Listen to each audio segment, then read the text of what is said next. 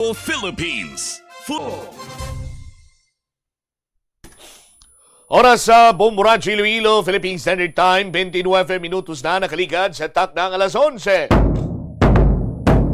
Welcome sa pagpangalagad sa Bomboanay sa Udto, dali sa UFM Bomboracho, Iloilo, ang flagship station sa the number one and most trusted source of news and information, ang Bomboracho Philippines.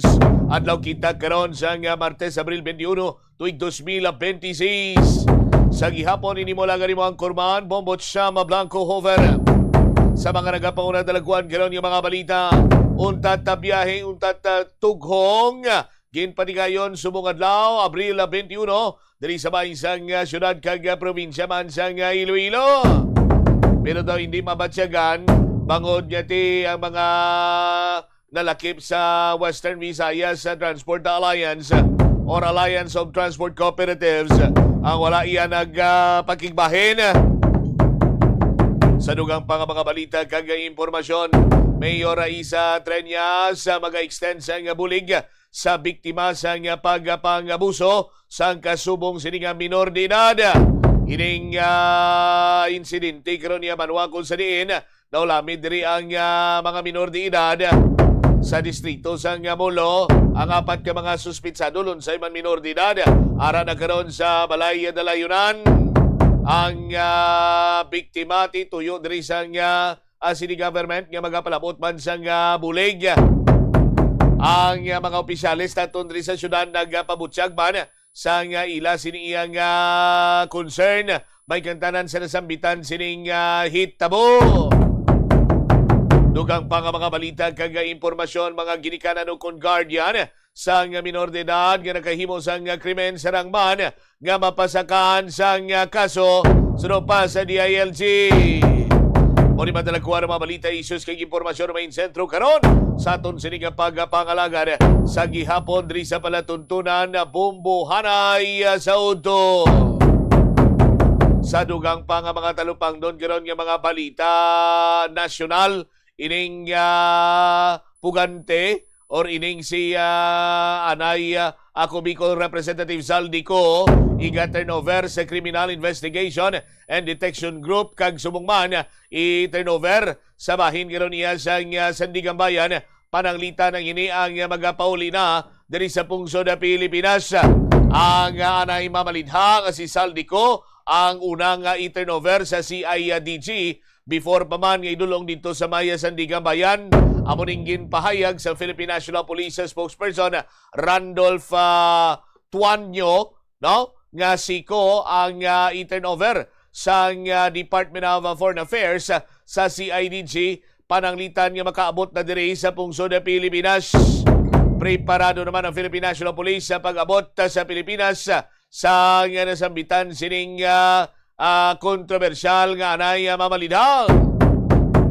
Mag-aiga pa ilalom ini siya sa medical procedures, no? Kag sumungman booking procedures suno pa sa kay Tuanyo.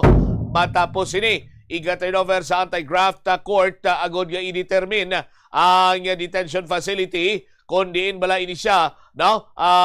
Prisuhon sa aton sini nga mga kasimanwa. Kung manumduman nyo pa, ginadeklarar mismo sa aton sini nga presidente, ni President Bongbong Marcos Jr., no? Nga yara sa kustudiya kag nadakpa na ining kontrobersyal nga anay miyembro sa House of Representatives nga ginatudlo sini Manuamong utok sa ining flood control scam diri sa pungsod sa Pilipinas. Nagapati bala ikaw nga utokin man ini siya sa flood control scam o kung isama lang ini siya sa mga nangin instrumento man agod niya matigayon ang nasambitan sining kinawatays kaban sa gobyerno.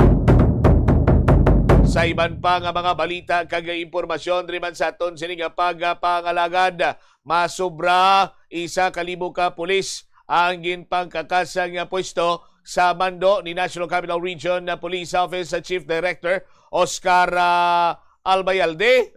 Ti Oscar Albayalde daw dugay pa na 2017 pa niya sa aton sini nga mga kasimanwa, but mayara sa pinakauli sini karon nga mga information sa aton sini nga mga kasimanwa may mga pila sila diri ka mga kapulisan nga ginpang kakas sa pwesto. No, bangod man nga nagapangatubang sa nga nagkalain sini iyang kaso, no? Nga ilaman sini nga ginakaulamiran. May kung madumduman nyo pa nangin mainit man ang pagtamod sa pila ka mga pulis sining kontrobersiya nga ginkaulamiran sa isa man ka uniform personnel nga kung saan nagamaniho tubla sa Lakyanaw. Damo na to nagpagkamalaot sa iya.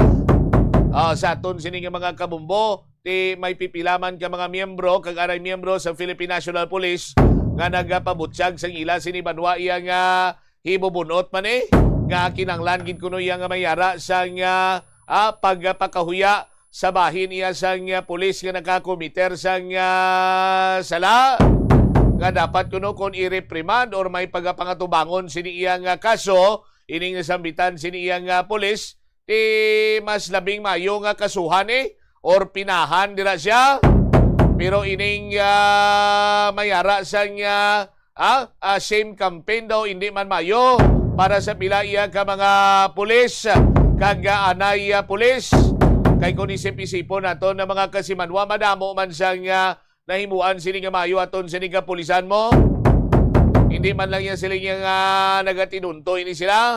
Anyway, istoryanta na dugang sa aton sini pa rin nga pagpangalagad diri sa palatuntunan na Bombo Hanay sa udto sa DYFM Bombo Radyo Iloilo. Standby sa aton sini nga mga kasimanwa kaya nga aton sini nga winner sa daily draw ang magabaton karon magaklaim sa iya sining premyo no sa Buena Mano Salvo Year 20 promo. May winner kita. Buena Mano Salvo. Nakarating ang ating daily winner. Heto siya.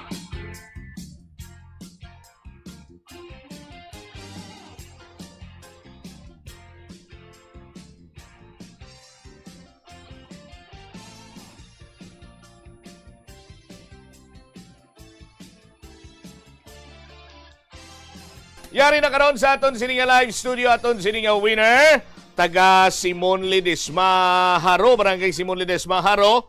Ang iyang sini nga proof of purchase R Florete coupon si Ma'am Christine Dimander. Dimander gin man ma'am kung Dimandar. Dimandar. Iya sini nga proof of purchase R Florete coupon. Winner naton sa daily draw. Ma'am Christine, maayong aga sa imo. Maayong aga man, sir. Kumusta ikaw? Okay naman, sir.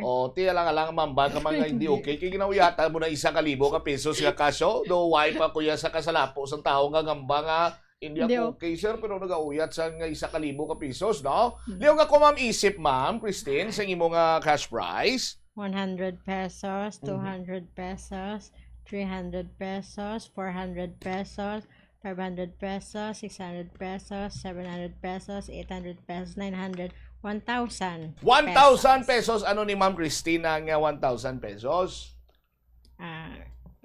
Baka dako gini nga bulig sa mo ni baka ko ni sambugas namon. Bugas? Kag? Ano pa gid? Pasalamat gid ko. Bugas na natanang katuan ni ma'am? Di bugas kag sudan. Bugas kag sudan na malaban siguro mga litson manok o kung limpo ng dako na bla. No? Tama gini na. Magluwas sa 1,000 pesos cash si Ma'am Christine. Siyempre mayara sa nga batunon pagid nga grocery goods or gift pack nga ginalakipan sa Orocan nga balde. Kag ang unod ma'am sa imo sini nga balde lang taon nato nabi kung kumpleto ara na Orocan nga balde. Ano pa unod dia? MX3 isa ka box With 10 sachets. 2 ka box nga Remsing vitamins 120 tablets na ma'am. Kag 3 ka Kumeya may kumiya kag isa ka Orocan.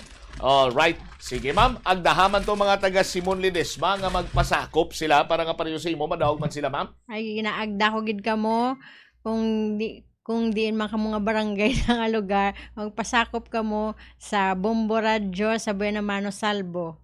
Amo na para magdaog ma kamo sang grocery kag kwarta. Tapos makita pa sila sa Facebook Live sang Bombo Radyo pareho sa imo pangibabaw imo sini kanyag Ma'am Cristino sa YouTube channel pagid kag siyempre mabatian ka man sa 837 kHz sa aton sini Radio Dial basi may luyag kadto tamyawon sa inyong lugar. ay mga piyak balay ko da ang pasakop man da kamo para pakadaog man kamo sa nadagan ko. Hindi lang anay mamarato si Ma'am Christine na kay pasakop man kamuya sa inyo na para nga kamo man daog. Di ba ma'am? Oo, sir. Basta Radio Bombo. Star FM. It's all for you. Kung maluto ng bihon karon di pwede na makapangayo ka mo kay Ma'am Christine. Laban gid. Sige, sa liwat ma'am, congratulations ha. Thank you, sa good aton sir. sini nga mga kabombo diri wawit si Ma'am Christine Dimandar sang Simon Ledesma Haro. Ikaw nga nagapamati, ikaw nga nagalantaw sa sini nga mga tinyon, ano pang nahulat mo? Gusto mo man bala nga magsaka diri sa estasyon sa Bombo Radio gud nga mag-claim sa imo sini nga premyo, 1,000 ka pesos nga cash, 1,000 ka pesos nga balor sa gift pack o kon limited edition limited edition nga radyo kag 500 pesos sa cash, no? Magpasakop, maghulog sa madamo sini nga entry sa para nga dako man ang imo sini nga tsansa nga magdaog. Amo bala ng sekreto dayon General Berm, di ba? Damo imo entries nga ihulog, dako man ang imo sini nga tsansa nga magdaog. Ti sa aton sini nga mga kasimanwa sa palabuton sini nga Sabado. Mapatigayon kita sa aton sini nga barangay draw. Sa may area naman sang Lapos. Dira sa may barangay Don Esteban. Sa mga kauturan naton, mga kabumbo naton dira, ti kutob sang malapit sa barangay Don Esteban. Ano bang mga barangay daw? Kung ka mag-agi sa Lapas area, ti barangay Diminagracia Lapas, pasulod to Ginaldo, Alalasan, no? Pagkatapos diri sa Lapos area, dira ang Halandoni Estate, ang Progreso. Pwede ka mo makahulog man sa inyo sini nga mga entries sa aton sini nga Dropbox. Ay plastar naton iya sa area sa barangay Don Esteban sa distrito sa Lapos. Dira kita mapatigayon sa aton sini nga barangay draw sa masunod sini nga Sabado. Ang oras naton diri sa Bombo Radio Iloilo, Philippine Standard Time, 41 minutos na nakaligad sa takna sini nga alas 11. Standby sa kay Bombo Krill Miliesa. Hibaloon naton ano ang latest sa siningin kasa nga untat biyahe, untat tughong sang grupo sang mga driver kag mga kauturan naton iya sa bahin sang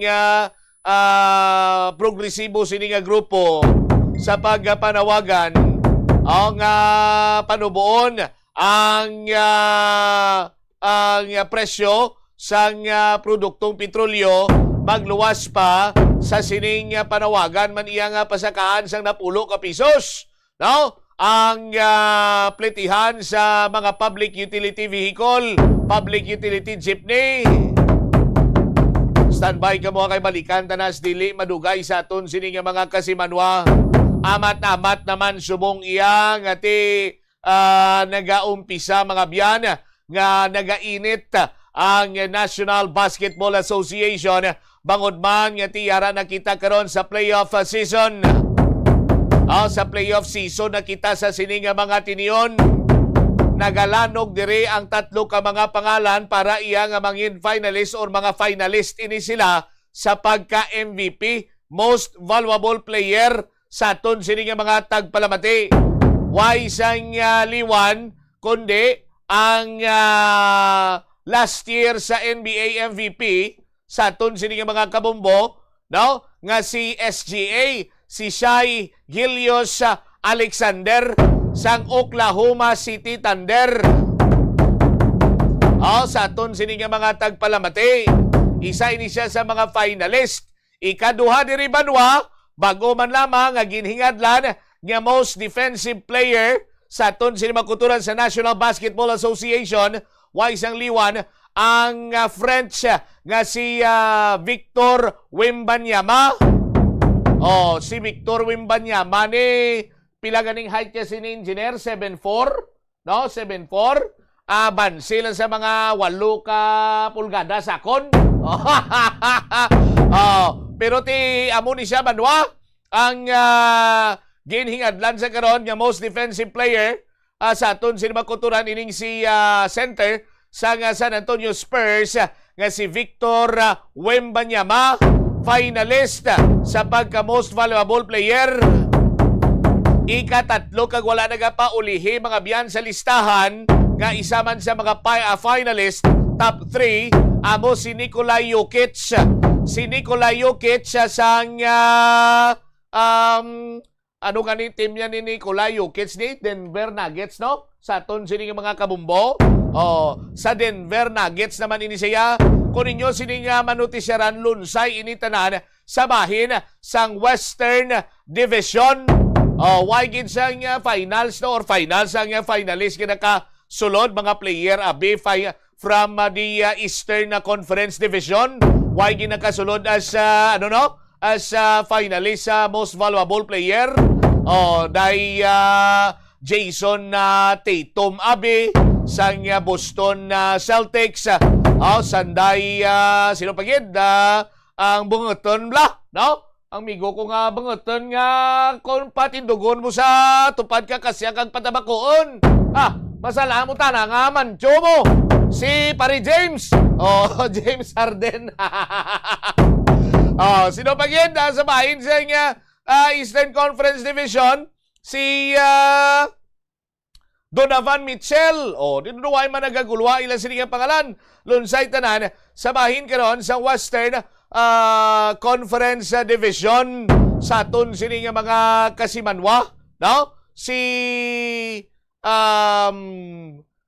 Shai Gilgeous-Alexander, siya ni ang reigning NBA MVP sa aton sining makuturan, no?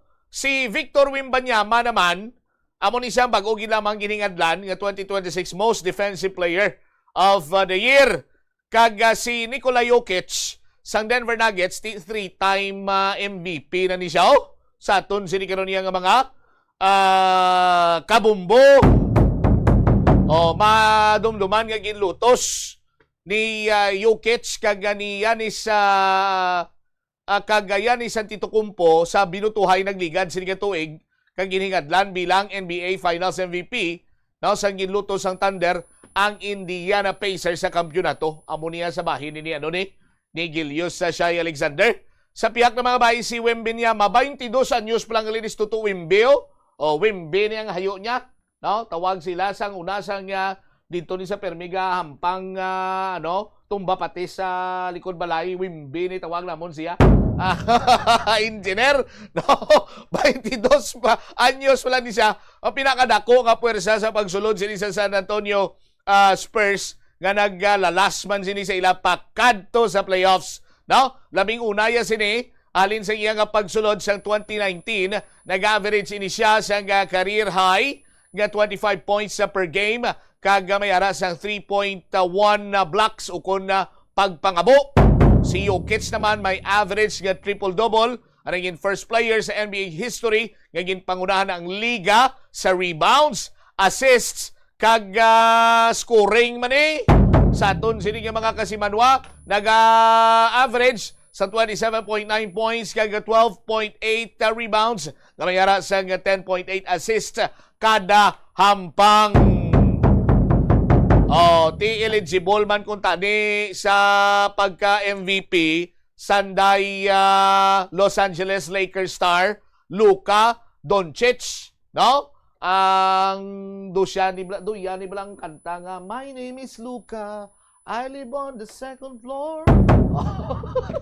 Ay, hindi na yung engineer, no? Layo. Kaga Detroit star nga si Cade Cunningham. Si Cade Cunningham, bataon man ni rising star man ni Banwa. Sa aton sini nga mga kabumbo. Pero, nagkakadapat sinibalan baka 65 games ikaw, minimum 65 games, no? Para nga malakip ikaw sa NBA MVP final MVP ballot, no? Sa aton sini karon niya nga mga kauturan. Di si LeBron James hindi mag-MVP, no? Para nga ti sa aton sini nga mga kabumbo siguro kung mag-MVP pagin si LeBron, damo-damo na gin siya sini nga ma-haters ang makuriet Kaya ti hamakon sini nimo pinaka-longest, pinaka damo pinakalawig na niya NBA season nga nahampangan sa isa ka atleta. Ang nahampangan man ni LeBron James. Pero kung nang taon nimo iya ang lawas kag panghulagon ni LeBron James aton sini makabumbo, tido siya niyang nagapamatod nga makahambal nga Carabao lang ang nagatigulang.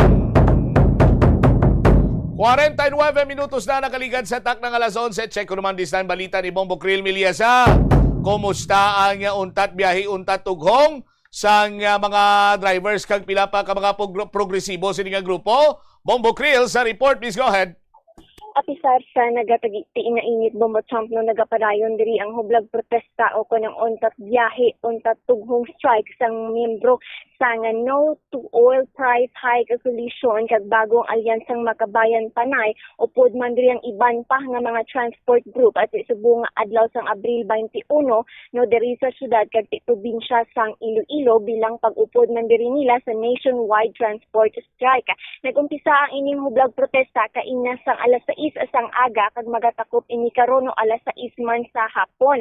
Ang may-ara sang 5 ka strike areas nga nahamtang diri sa syudad sang Iloilo no amo ang diri sa Tagbak Terminal o Terminal may-ara man sa UPV Infante Flyover sa atubang sang Mandurriao Elementary School kag may-ara man no sa atubang sang Iloilo Provincial Capitol kag may-ara man sa probinsya nga hiwat man diri sang ilaman nga pagsuporta sa ining strike kung sa diin sa Banwa sang Igbaras kag amuman sa Tubungan.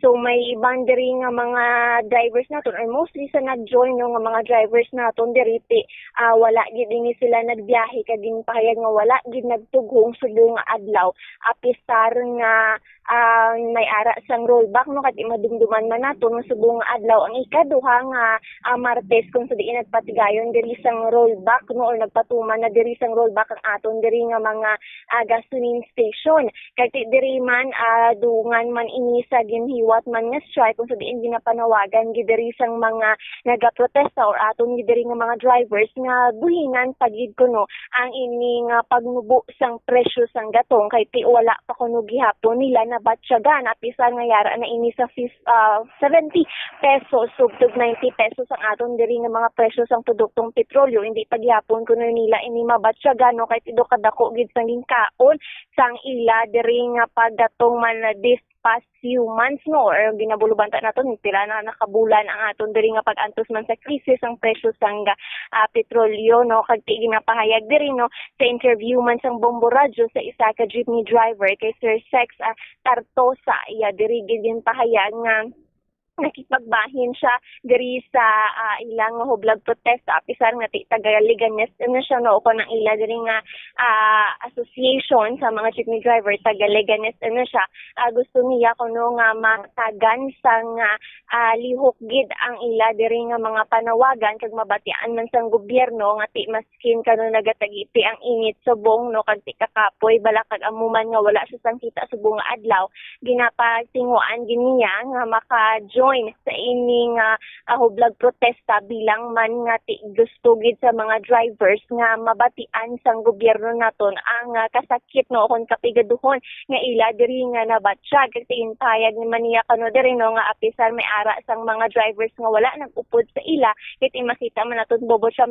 subong diri sa syudad sang Iloilo may nagabiyahe gihapon nga mga jeepney kag amuman ang modernized jeep no ginapahayag niya nga dalon na lang kanon nila ang kausaman sa ining mga nagabiyahe o nagpatughong man subong adlaw kay tibangod gipahayag niya nga hindi lang man mga jeepney drivers ang may problema no sa ining krisis nga ginatubang naton kundi man halos tanan nagabatsa gid kay tigin pahayag niya man diri no nga ginomonitor nila kung base magasunod nga semana magtaas liwat ang ining presyo sang gatong apisar nga nag-ara na nagatuga na naman no sang kinagamo diri sa Middle East kay tigin pakigbahin man gani diri ni Sir Tartosa nga may ara man kano ina siya sang kakilala or pahimata bala kano nga isa kasi man nga din pakigbahin niya kuno diri sa iya nga gamo nagid kano didto sa may Strait of Hormuz Bombo Champ kung sadiin kano ginapahayag sa mga seaman diri nga may nakaplan ka na nga mga bomba kano didto no, so tama gid kagamo ang sitwasyon didto sa bahin sa nga Middle East. So mo na ginapahayag niya no nga makaya man kano sa mga drivers ang kabudlay man sa adlaw-adlaw nga pasada as long as ginahatagan sila sang pagtamod sang aton nga gobyerno kag ginasolusyonan permanently ang mga problema nga ginaatubang diri sa pungsod Pilipinas. Kaya papatiba naton ang naging interview sang Bombo Radio kay Sir Sex Tartosa, isa ka jeepney driver. Ang ano namon nga mapanubo pagid ang aton nga presyo sang gatong kay susubong dako pagyapon nagnubo magid ang gatong pero why pagid kami nakabatag sang pagnubo kay balan mo dako pagyapon para sa amo ng 100 pesos nga gatong hindi na kami kaginansya, hindi na kami ka kuan kay amon nga income sa biyahe dira nagakato sa gatong di amon ang ginakaw namon nga mapanubuan pagitan di ka mabalik sa regular nga presyo dati ang presyo sa gatong. Sir, subong nga nag-rollback, sir, nga tiyara na ini sa 70-90 pesos. Ano ini, sir, dako paghihapon ini sa inyo, sir? Dako pa sige hapon. Kaya ang gatong before, ara sa mga 50 to 60. Di sa subong, amo na nga presyo para sa amon dako paghihapon. Kaya ang epekto sina, kay wala man ta nagpasaka sa pamasahe. Di wala man gyapon, useless man gyapon. Amon nga, amon ano pa nga kan kami nga para mapanubuan pagitan ang presyo niya. Sir, may mga kabataan ikaw, sir, may ginapa-eskwela? May college ako nga estudyante.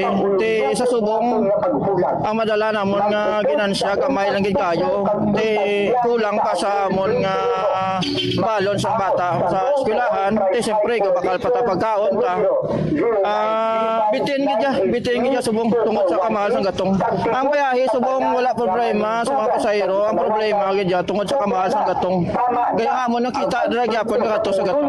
And sa ini nga strike, sir, ano gid pagidiri ang kausa naton nga ti gusto gato gid mabatian sa gobyerno naton, sir?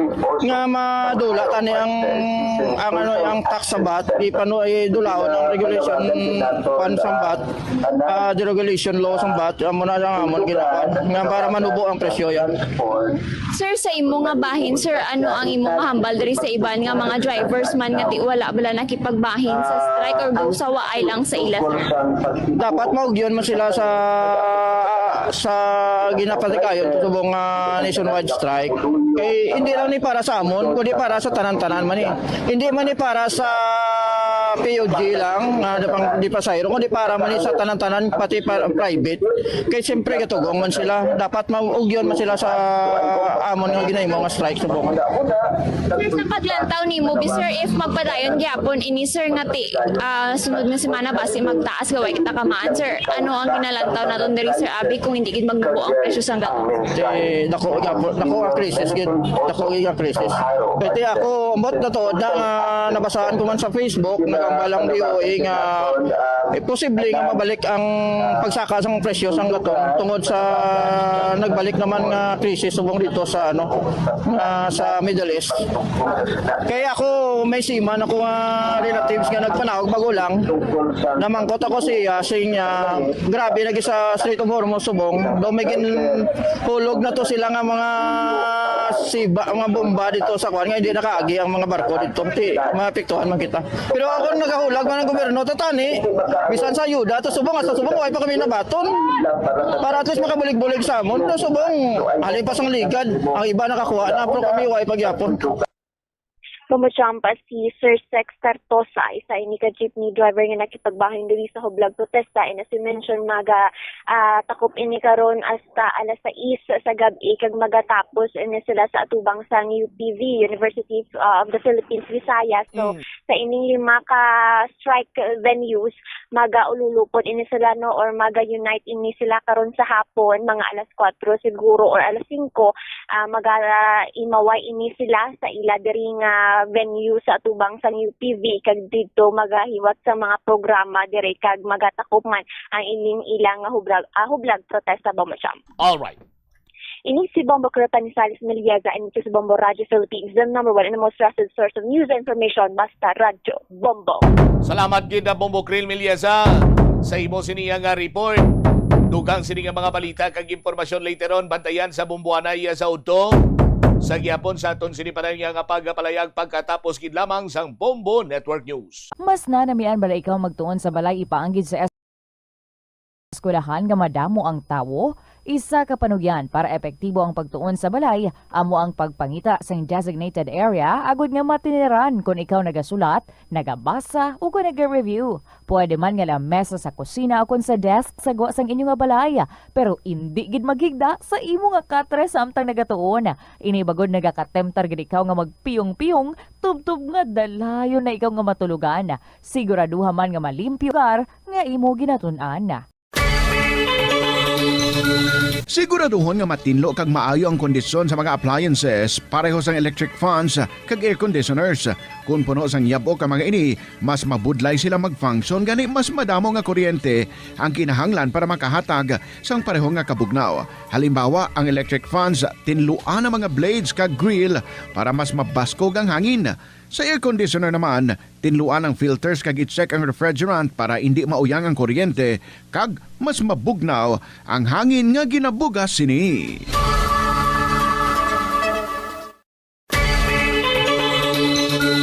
I-off ang suga sa wala ginagamit nga lugar. Patsyon ang suga sa restrooms, pantry, hallway o kon meeting rooms kung wala sang tawo. Mas makinot inis sang sa pabayan lang nga nakabukas ang suga sa bilog nga adlaw.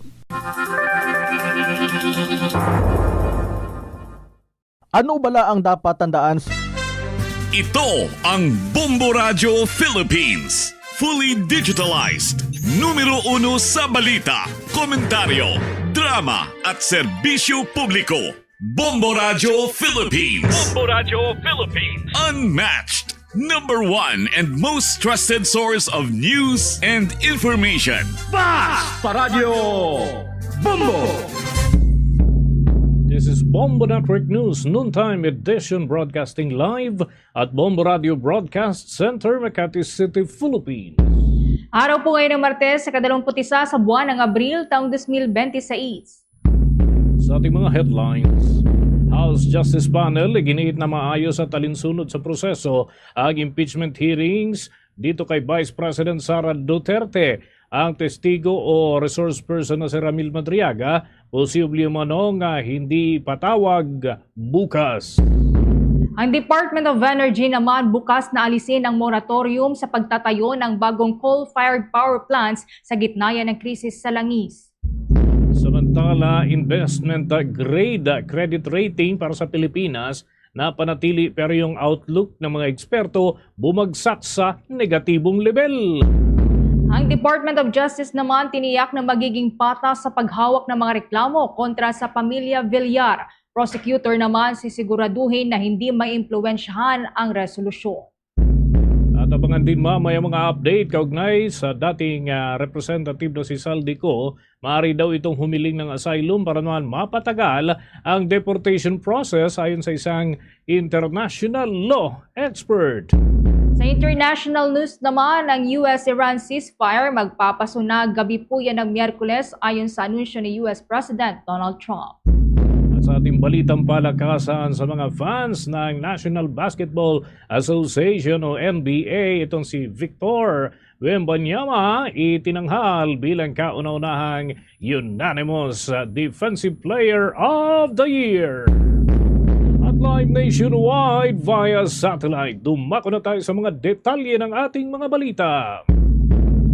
Ipinahayag ng Bangko Sentral ng Pilipinas ang desisyon ng Fitch Ratings na panatilihin ang investment grade credit rating ng ating bansa sa BBB o BBB. Ngunit kailangan umanong baguhin ang outlook mula naman sa dating stable level patungo sa negative.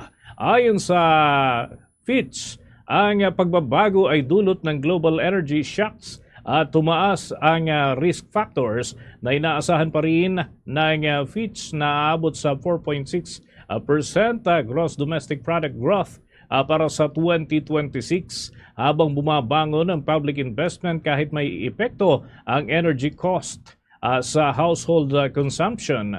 Ayon kay Bangko Sentral ng Pilipinas Governor Eli Remulana Jr. ay nagsabi ho na nananatili pa rin naman matatag ang ekonomiya ng ating bansa dahil malakas ang growth at maayos din naman ang banking sector. Dagdag pa niya, mahigpit na minomonitor ng Bangko Sentral ng Pilipinas ang oil price pressures at geopolitical developments, partikular na ang conflict sa Middle East at pati na ang inflation at kabuuang ekonomiya ng Pilipinas. Kinikilala rin ng Fitch ang proactive response ng pamahalaan kabilang ng deklarasyon ng National Energy Emergency nitong nakalipas na buwan ng Marso. Ayon sa ulat, sapat ang foreign exchange reserves na umaabot naman sa $106.6 billion noon pong katapusan ng buwan ng Marso ng taong ito. Ang investment grade rating, mga kabombo, ay nagpapahiwatig ng mababang credit risk at access sa financing, ngunit ang negative outlook ay babala na kailangan tugunan ang mga bagong risk dyan sa credit profile ng ating bansa. Target naman po ng Land Transportation Franchising and Regulatory Board na may pamahagi ngayong linggo ang bayad para sa mga public utility vehicles na kalahok sa net contracting program ng pamahalaan, ayon yan kay LTFRB Chairman Vigor Mendoza.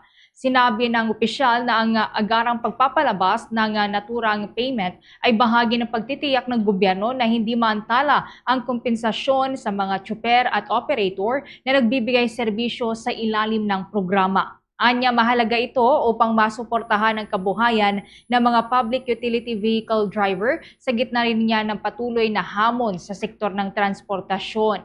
Humigit kumulang 800 million pesos na ang inilaan para sa implementasyon ng programa, habang hinihintay pa ang karagdagang 5 billion pesos na pondo upang mapalawak pa ang saklaw nito. Layunin ng ahensya na madagdagan pa ang kasalukuyang 20,000 na public utility vehicle beneficiaries upang mas marami pang tsuper at operator ang makinabang sa naturang programa. Narito pa ang bahagi ng pahayag ni LTFRB Chairman Vigor Mendoza.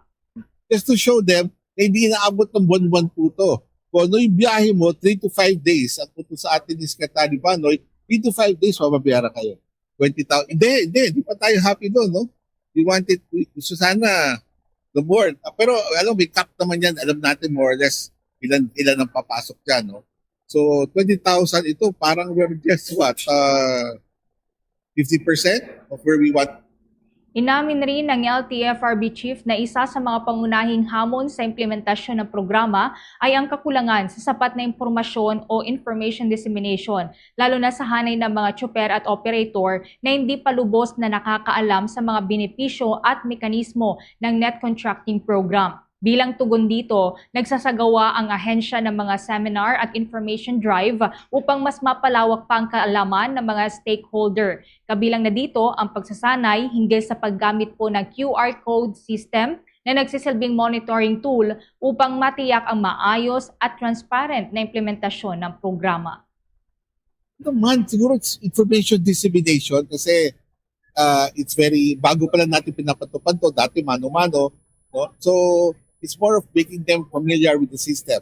So, in the past few days, pati yung during the weekend, gano'n tayong mga seminars na pinapatupad para maintindihan nila paano yung onboarding system, itong QR code system, paano natin i-monitor yung kanilang pagbiyahe. So, lahat ito tinuturo natin sa kanila. At kung nalaman naman nila, ay, nako, nagustuhan naman nila. Kaya siguro nagkaroon ng biglang rami, no, nung biyernes. Niya pong napakinggan ang bahagi ng pagpapaliwanag ni Land Transportation Franchising and Regulatory Board Chairman Vigor Mendoza. Samantala, bukas naman ang Department of Energy na magtayo ng bagong coal-fired power plants sa gitna huyan ng krisis sa pandaigdigang supply ng langis, bunsod ng tensyon sa gitnang silangan. Ayon kay Energy Secretary Sharon Garin, payag sila na magkaroon ng klase ho ng planta basta ito ay malinis at ang teknolohiya ay naaayon sa mga nakalatag na transition plan para naman sa mas malinis na pagkukunan ng enerhiya. Ginawa nga ng kalihim ng naturang pahayag matapos na ipanukala ni Department of Economy, Planning and Development Secretary Arsenio Balisacan ang pagtanggal sa 6 na taong moratorium sa bagong coal-fired power plant dito sa ating bansa para mapalakas ang enerhiya o yung energy security ng ating bansa sa gitna ng mataas na presyo ng langis. Sa kabila naman ng umiiral na moratorium, inihayag ni Secretary Garin na nag-issue na ang Department of Energy noong nakalipas na taon ng isang circular para naman payagan ang mga coal plant para sa pansariling gamit o kaya ay kung meron pang maiiral na krisis sa enerhiya hanggang sa mga susunod na pagkakataon o ibang sitwasyon na magagarantiya ang paggamit nito. Sa panahon anya ng krisis, ang carbon ang nananatiling isa sa pinakamurang option na mayroon ang ating bansa para naman sa supply ng kuryente. Bagamat sinabi rin ng kalihim na kanilang pag-aaral ay maigi umanong tignan, ikonsidera sa naturang panukala dahil naman sa problema ngayon ay ang diesel na siyang kinakailangan ng sektor ng transportasyon na matinding apektado ng krisis sa langis. Ikinukonsidera din ng Energy Department ang iba pang mga options at yan ay ang mga pagkukunan ng enerhiya kabilang na ang renewable energy o nuclear energy. Samantala, maharap naman po sa mabigat na parusa at pagkakakulong ang mga kumpanya ng langis na lalabag sa itinakdang limitasyon sa oil price adjustments. Ayon kay Energy Secretary Sharon Garin, nakahanda ang kanilang ahensya na mag-issue ng show cause orders laban sa mga kumpanya ng langis na hindi tatalima sa itinakda ng pamahalaan na adjustments. Bagamat sa ngayon ay compliant o sumusunod naman ang bawat kumpanya ng langis sa itinakdang adjustments, babala ng kalihim sa mga lalabag na maaari silang maharap sa mga parusa na maaaring makaapekto sa kanilang permit to operate. Ayon kay Department of Energy Oil Industry Management Bureau Director Rino Abad, mahaharap sa 3 buwan hanggang 1 taon na pagkakakulong ang mga kumpanya ng langis na lalabag at multang papalo mula 50,000 hanggang 300,000 pesos. Ginawa po ng Department of Energy officials ang pahayag matapos mabigyan ng kapangyarihan ng pamahalaan na magdikta o limitahan ang price adjustments sa gitna ng pabago-bagong presyo ng langis sa pandaigdigang merkado. Bunsod po yan ng tensyon sa Middle East. Ito ay kasunod na rin ng pagdideklara nga po ni Pangulong Ferdinand Marcos Jr. ng State of National Emergency sa ating bansa. Oras natin sa buong kapuluan, 10 minuto na makalipas ang alas 12 ng tanghali. Naku muna tayo dyan sa punong tanggapan ng Department of Justice dahil ang kawanihan o ang kagawaran ng katarungan ay tinitiyak ko na magiging patas sa paghawak na mga reklamo kontra sa pamilya Villar. Ang prosecutor ay tinitiyak din ho yung kanilang matatag na paninindigang hindi maimpluwensyahan ang ilalabas na resolusyon. May balita si Bombo Grant Hilario. Tiniyak ng Department of Justice na magiging patas ang paghawak ng prosekusyon sa mga reklamong isinampa ng Securities and Exchange Commission laban sa pamilya Villar at kumpanya. Ito mismo ang binigyan din ni Senior Deputy State Prosecutor Peter Ong, ang lead prosecutor sa panel na nakatalagang tumutok ukol sa mga reklamo. Makakaasa umunoan niya na fair at balanse ang investigasyon at pagsusuri ng panel of prosecutors hinggil sa mga reklamong inihain kontra sa mga Villar. Git niya, kahit pa mayroong masaktan sa magiging resolusyon, ilalabas ay hindi nito maiimpluwensyahan ang kung anong nasa tama o mali. Kung kaya ayon kay Prosecutor Ong, walang makapagdirikta sa kanya, magalit pa muna ang ilan sa magiging desisyon ng prosekusyon sa mga reklamo. We are always fair to everyone.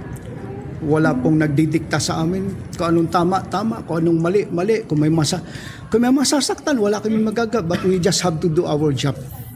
We're fair. Kung madidismiss ang kaso, it's premature for me to say sa ngayon. Magre-reply, hindi ko pa nababasa yung kanilang counter affidavit except yung nanumpa sila sa amin, so I really don't know yung gist ng defense sila. I cannot even recall ko anong sinabi ng mag-asawa, ng parents, except yung prayer kanina, tinitingnan ko lang parang dismiss. So I cannot comment on the hope nila na ma-dismiss. It's premature. but we are always fair even if they will not say it. I'm known here, I'm very fair. Magalit man ang nasa taas sa amin, kung anong desisyon namin, that will be. Paglilinaw naman ni Senior Deputy State Prosecutor Peter Ong na na-exaggerate lamang nito ang katagang sinabi na magalit man ang nasa taas. Paliwanag nito ay nais lamang niya maibahagi na walang impluensya o utos mula sa labas ang kanilang ikinukonsidera o miski sinusunod sa paghawak ng mga kaso. Bunsod nito'y makatitiyak umano na kanilang paninindigan ang anumang kalalabasan ng investigasyon at magiging resolusyon ng prosekusyon. Ngunit kung anya ay mayroong pagkakamali man, aminado at handa raw ang naturang piskal na balikan nito upang isailalim muli sa pagsusuri. No. Wala po. I mean, even in the past, my decision is, kung anong decision ko, yun na yun. Even in the past, I'm known for that. Nobody is dictating on us kung anong magiging outcome ng aming decision. If we are being fair, ang mga wala pong nag-uutos sa amin. You do this, you do that, no. So, I mean, siguro na exaggerate ko na lang gusto. Ako yung tao na what is our decision, panindigan namin yan. Except kung may mali sa decision namin at kinol yung attention namin na, huy, mali kayo dyan. We will really review. Kung mali kami, mali kami. Kung tama kami, panindigan namin yung tama. Nagpaabot naman ng pasasalamat ang kampo ng mga Villar sa prosekusyon at sinabing makasesiguro mo na patuloy ang pagkikipagtulungan ani Attorney Robel Lumibaw, abogado ng pamilya Villar. We also would like to thank the DOJ panel because as we told them, we will fully cooperate to a fair and impartial investigation, one that is grounded in due process and one that respects the rights of individuals. So we are here to clear the name of the company and clear the name of the directors and officers impleaded in this case. Naharap sina former Senators Manny at Cynthia Villar, Senators Mark at Camille Villar, Villar Land Holdings and Corporation at iba pa sa reklamong market manipulation, insider trading at misleading disclosures isinampa ng Securities and Exchange Commission. Mula dito sa Department of Justice, ito si Bombo Gran Hilario and this is Bombo Radio Philippines, the #1 and most trusted source of news and information. Basta Radio, Bombo! Samantala, pinagpatuloy naman ngayong araw ng Martes ng Korte Suprema ang pagtalakay sa mga isyu may kinalaman sa umano'y insertions sa national budgets mula taong 2024 hanggang ngayong 2026. Inaasahan na magbibigay ng kanyang insights si dating Albay Governor at Congressman Joey Salceda sa oral arguments bilang amicus curiae o isang eksperto na kayang talakayin ng mga isyong idinulog sa korte. Hiniling din kay Solicitor General Darlene Marie Bernabe na nagsisilbing abogado ng pamahalaan para sa pagdalo ng mga kinatawan mula sa Department of Budget and Management at gayon din sa Planning and Development Department o DepDev. Maalala, isa sa mga petisyon na inihain ay mula yan kay dating Albay 1st District Representative Edsel Lagman at iba pa na humihiling na ideklarang unconstitutional ang 448.5 billion pesos bicameral insertion sa 2024 General Appropriations Act. Gayon din ang petisyon na kumukwestiyon sa 2025 budget naman. Partikular dyan ang pagtaas sa Special Road Fund ng Department of Public Works and Highways. Kasama rin sa oral arguments ang petisyong isinumite ni Caloocan 2nd District Representative Edgar Irice at mamamayang Liberal Representative Laila De Lima para ideklarang labag sa batas ang unprogrammed appropriations ngayong 2026. Oras natin sa buong kapuluan, 16 na minuto na makalipas ang alas 12 ng tanghali. At dahil nga mga kabombo, napakainit pa rin ang atin pong lagay ng panahon, narito ang data na ipinalabas ng mga eksperto hinggil sa ating heat index sa araw na ito. Pinakamainit ay naitala o may tatala dyan sa Sangli Point sa Cavite with 43 degrees Celsius. 43 degrees Celsius dyan sa Sangli Point sa Cavite.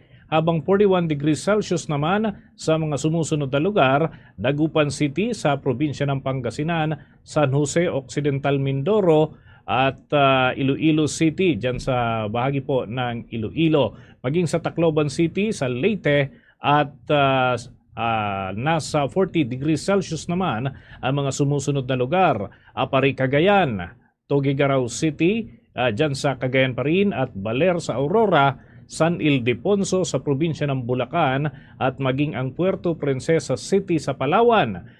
Pati na ang iba pang mga lugar ay inaalerto mga kabombo, mga ka-Star Nation, sa patuloy na mainit na temperatura ang posibleng maranasan hanggang mamayang hapon. Manatiling hydrated upang maiwasan natin ang heat cramps o kaya naman ay heat exhaustion. Samantala sa panibago pong development, ngayong araw lamang, ang state of calamity po ay diniklara na rin po sa Cagayan dahil sa tagtuyot at krisis sa langis. Kumuha po tayo ng update dyan sa pag-uulat ng Bombo Radio Tuguegarao. Idineklara ang state of calamity sa lalawigan ng Cagayan matapos na aprobahan ng Sangguniang Panlalawigan ng Cagayan ang rekomendasyon ng Provincial Disaster Risk Reduction Management Office. Ito ay bunsod ng nararanasang matinding tagtuyot na nagdudulot na ng malaking pinsala sa sektor ng agrikultura, maging sa pangisdaan at dahil sa lumalaking gastusin sa pagsasaka at pangingisda dahil sa krisis sa langis. Batay sa ulat ni Engineer Arsenio Antonio ng Office of the Provincial Agriculture, sa mahigit 10 billion pesos ang halaga ng pinsala at pagkalugi sa mais, palay at iba pang pananim dulot ng walang ulan at walang tubig sa mga irigasyon, habang mahigit 4 billion pesos ang pinsala sa pangisdaan. Kaugnay nito, sinabi ni Vice Governor Manuel Mamba na sa pamamagitan ng state of calamity ay magagamit ng pamahalaang panlalawigan ang Calamity Fund upang agarang makapagbigay ng agarang tulong sa mga apektado. Marami ang nagka-harvest pero marami ang walang na-harvest because of the drought. No, hindi naman totally na 100% na wala. Kaya lang nagkalugi-lugi, lalo-lalo na yung mga nagdidepend lang sa mga pumps. Dahil nasabayan pa ito ng times 3 na diesel, na price ng diesel. Kaya kahit yung mga irrigated na areas din, nagka-problema din dahil yung nga katulad dun sa amin, nasira yung aming irrigation canal mismo. At yan ang balita mula dito sa Bombo Radio Tuguegarao para sa Bombo Network News. Ako si Bombo Gail Zanet Olunan and this is Bombo Radio Philippines, the #1 most trusted source of news and information. Basta Radio. Bombo! The Bombo Radio, Energy Conservation Advocacy. Kung kaya, gumamit muna ng electric fan bago mag-aircon. Kung gagamit man ng aircon, itakda sa tamang temperatura, 24 hanggang 26 degrees Celsius. Siguraduhin ding sarado ang kwarto para hindi sayang ang lamig at mas maging efficient ang paggamit nito. Paalala mula sa Bombo Radio Philippines, the #1 and most trusted source of news and information. Basta Radio Bombo! Tuloy-tuloy tayo sa ating mga balita sa Bombo Network News. House Justice Panel ay ginigit na maayos at alinsunod sa mga proseso ang impeachment hearings na isinasagawa dito kay Vice President Sara Duterte. Ito naman si Ramil Madriaga, posibleng hindi na raw ipatawag bukas. Yan at iba pang mga balita hatid ni Bombo Isa Cotoner. Nanindigan ng House Committee on Justice na naging maayos at alinsunod sa proseso ang isinagawang impeachment hearing laban kay Vice President Sara Duterte at naniniwalang sapat ang mga testimonya ng mga resource person upang makatulong sa pagtukoy ng probable cause. Ayon kay Representative Mauricio Domogan, Vice Chairperson ng komite, mabibigat ang naging pahayag ni Ramil Madriaga na dating umanong bagman ng Vice Presidente, lalo na sa pagpayag nito na talakayin ang kanyang bank records alinsunod sa Bank Secrecy Law na indikasyon ng pakikipag-ugnayan sa komite. Binanggit din ni Domogan na naging kumpirmasyon ng Commission on Audit hinggil sa pagkakaroon ng Notice of Disallowance sa 375 million confidential funds ng Vice Presidente at ang pagkakapareho ng mga lumagda sa liquidation. Anya, ilan ito sa mga sinusuri ng komite sa pagtukoy kung may sapat na batayan ng kaso. Dagdag pa ng mambabatas, mahigpit na sinunod ang mga umiiral na alituntunin at proseso ng Kamara upang matiyak ang pagiging patas, maayos at transparent ng pagdinig. Binigyan din na nabibigyan ng sapat na pagkakataon ng bawat panig na may pahayag ang kanilang posisyon at may presenta ang kanilang ebidensya. Layunin ng pagdinig na alamin ang katotohanan kaugnay ng mga paratang at hindi upang agad husgahan ang sinumang sangkot, kabilang si Vice President Sara Duterte. Kaugnay niyan, pakinggan natin ang tinig ni House Committee on Justice Vice Chairperson Representative Mauricio Domogan. Nandyan lahat. So, sa tingin ko naman, pwede na yan na pagbasihan to determine kung may probable cause o wala. At hindi lang yan, ulitin ko, may ibang ebidensya na representa yung testimony ng Commission on Audit, yung liquidation na sinubmit ni Vice President Sara na lumilitaw, parang pareho ang pumirma at yun nga yung final disallowance ng COA. Samantala, posibleng hindi na rin daw ipatawag sa susunod na pagdinig bukas, April 22 si Madriaga. Bagaman wala pang final desisyon ukol dito, inaasahan kasi na ibang resource person na ang inimbitahan na may kaugnayan na sa umano'y ill-gotten wealth at statement of assets, liabilities and net worth ng Vice Presidente. Kaugnay niya ng tinig muli ni House Committee on Justice Vice Chairperson Representative Mauricio Domogan. Baka hindi na. Yung bank accounts lang siguro yung talagang matitingnan yan. Or unless na si Vice President Sara will ask for his presence so that will confront him. Ngunit if you will recall, during the hearing last Tuesday, no less than our chairman had put it on record na despite notice to the Vice President, wala siya to present counter evidence sa testimony ni Ramil Madriaga. Para sa Bombo Network News, ito si Bombo Isa Cotoner and this is Bombo Radio Philippines, the number one and most trusted source of news and information. Basta Radio Bombo. Samantala, naniniwala po ang isang international law expert na si Atty. Rodel Tatun na maaaring humiling si dating Congressman Elizalde Co ng asylum para ma-delay o mapabagal pa ang deportation sa kanya. Ayon sa abogado, maaaring gamitin ni Co ang posibilidad na mapagkalooban siya ng asylum sa naturang bansa tulad ng ginawa ni dating presidential spokesman Atty. Harry Roque noong nagtungo siya sa Europa. Maaari anyang idahilan ni Co na siya ay hinahabol ng Philippine authorities at umaharap sa political persecution dito sa Pilipinas upang mapagkalooban lamang ng asylum sa bansa kung saan siya naaresto kamakailan. Maaari rin anyang gamitin ni Co ang kanyang mga naunang inilabas na video noong nakalipas na taon ukol sa umano'y serye ng korupsyon na nangyayari sa bansa na kinauugnayan ng kasalukuyang administrasyon. Ayon pa kay Atty. Tatun, maaaring gamitin ni Co ang mga naturang dahilan para lamang mapabagal o makansila ang deportation proceedings sa kanya pabalik sa Pilipinas upang manatili muna siya doon sa Europe. Gayunpaman, maaari rin anyang kontrahin ito ng Philippine government sa pamamagitan ng pakikipag-usap sa Czech Republic. Ayon kay Tatun, pwedeng igiit ng Pilipinas na hinahabol ang pamahalaan ng dating mambabatas dahil sa kanyang pagkakasangkot sa malawakang iskandalo na tuluyang naging dahilan upang masampahan siya ng graft at malversation cases sa local courts ng Pilipinas. Sa kabilang banda naman, naniniwala si Atty. Tatun na ang pinakamabilis pa ring paraan para mapabalik sa Pilipinas si Co ay ang diplomatic negotiation sa pagitan ng Philippine government at ng gobyerno ng Czech Republic. Tuloy-tuloy pa tayo sa ating mga balita.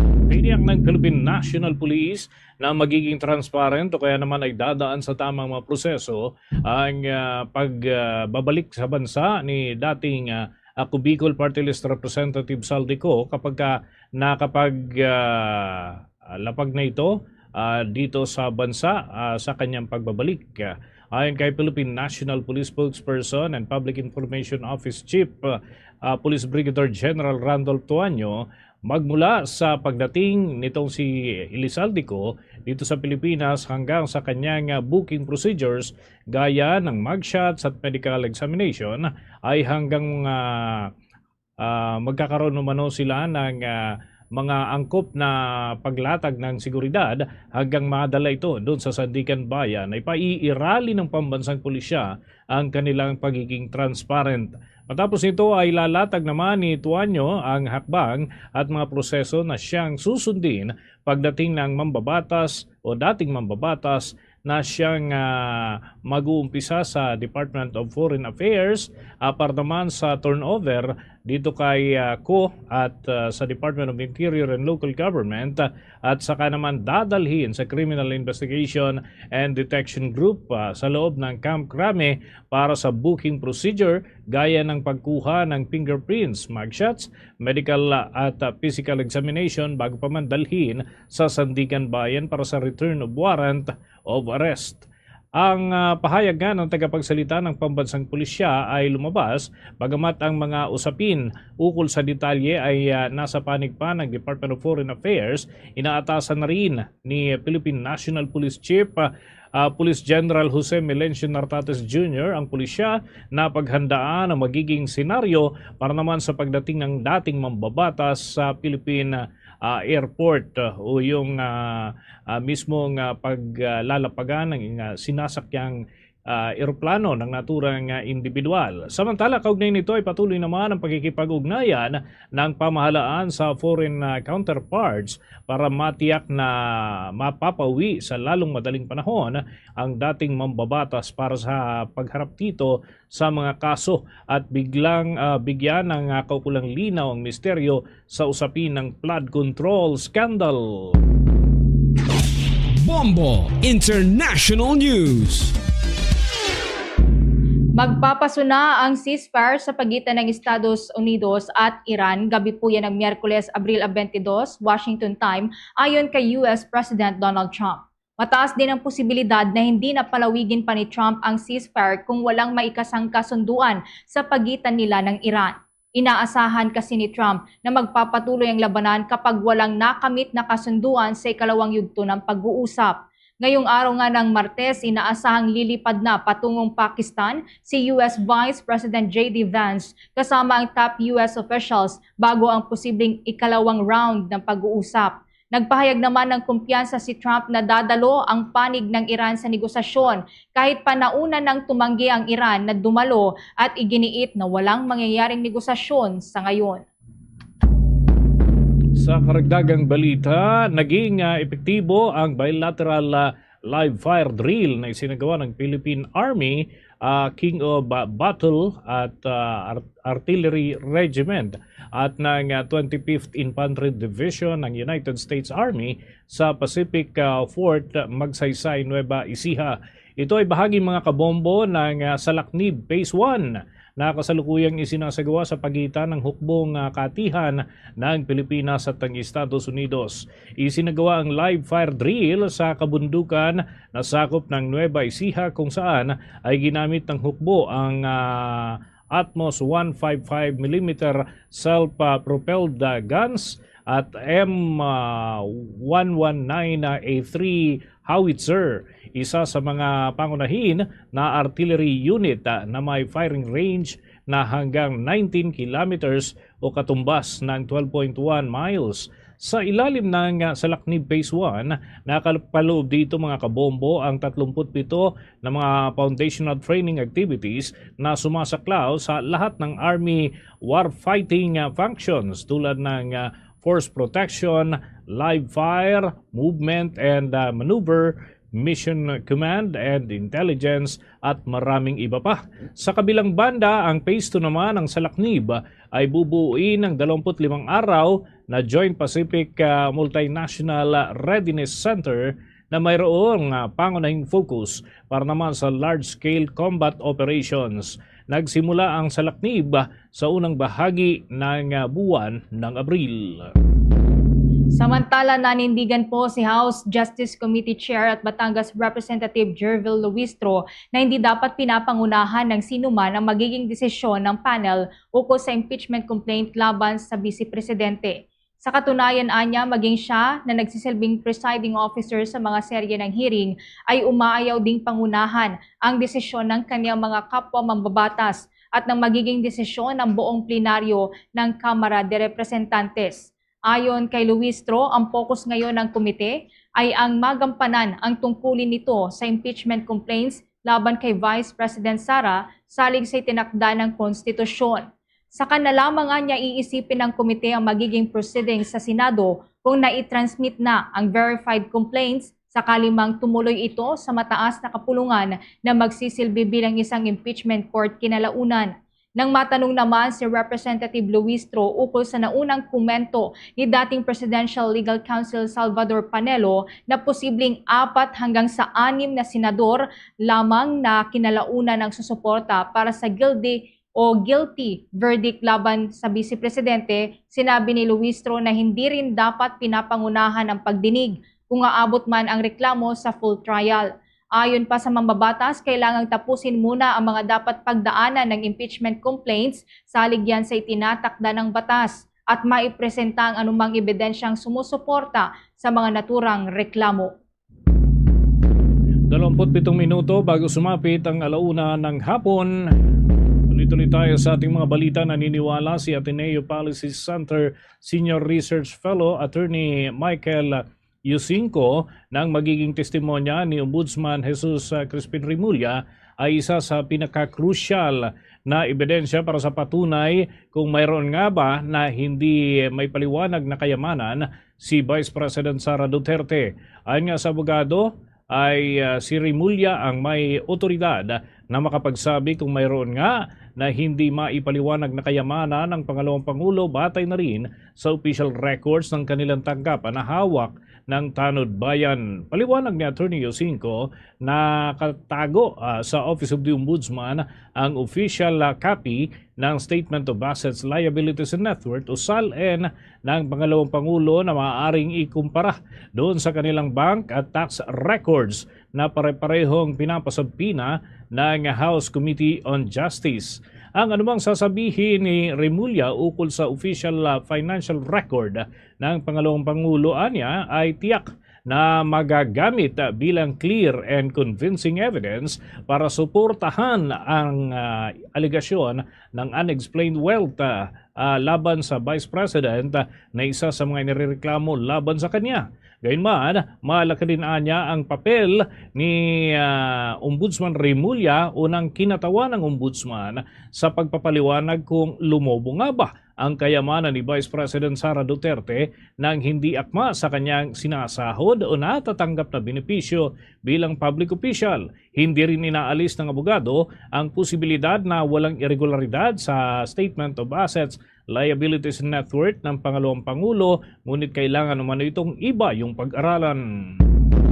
Dako naman po tayo dyan sa mataas na kapulungan ng Kongreso. Mananatili daw pong patas ang Senado sakaling umakyat ang impeachment complaint laban kay Vice President Sara Duterte sa mataas na kapulungan ayon yan kay Senate President Soto. Kumuha po tayo ng karagdagang detalye dyan sa pag-ulat ni Bombo Angelo Aganal. Tiniyak ni Senate President Vicente Tito Soto III na mananatiling patas at walang kinikilingan ng Senado habang hinihintay ang anumang magiging aksyon ng Kamara kaugnay sa posibilidad na pag-akyat ng impeachment complaint laban kay Vice President Sara Duterte sa mataas na kapulungan. Bagamat kinumpirma ni Soto na inimbitahan niya ang ilang senador mula sa majority bloc upang pag-usapan ang posibilidad na may padala sa Senado ang articles of impeachment laban kay Duterte, nilinaw niyang hindi ito caucus o formal na pagpupulong, kundi isang hapunan lamang kasama ang ilang majority senators. Dagdag pa niya, layunin lamang na naturang pagtitipon na bigyan ng paunang abiso ang kanyang mga kasamahan upang maging handa sakaling magsilbi bilang senator judges sa posibleng impeachment court. Mariinding itinanggi ni Soto ang pahayag ni dating Presidential Legal Counsel Attorney Salvador Panelo na mayroon ng ilang senador na nakapagpasya na umano kaugnay ng posibleng impeachment trial ng Vice Presidente. Matatandaang nauna nang nagpahayag ang ilang senador na gagampanan nila ang kanilang tungkulin bilang senator judges ng patas at naayon sa batas.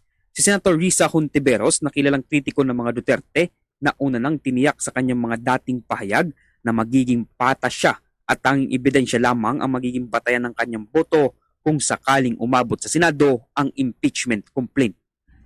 Malinaw sa amin dito sa Senado na kung may umabot sa aming impeachment complaints, kami magiging senator judges at magdidesisyon kami at boboto dun sa issue batay sa mga ebidensyang dun pa lang na ipepresenta sa amin.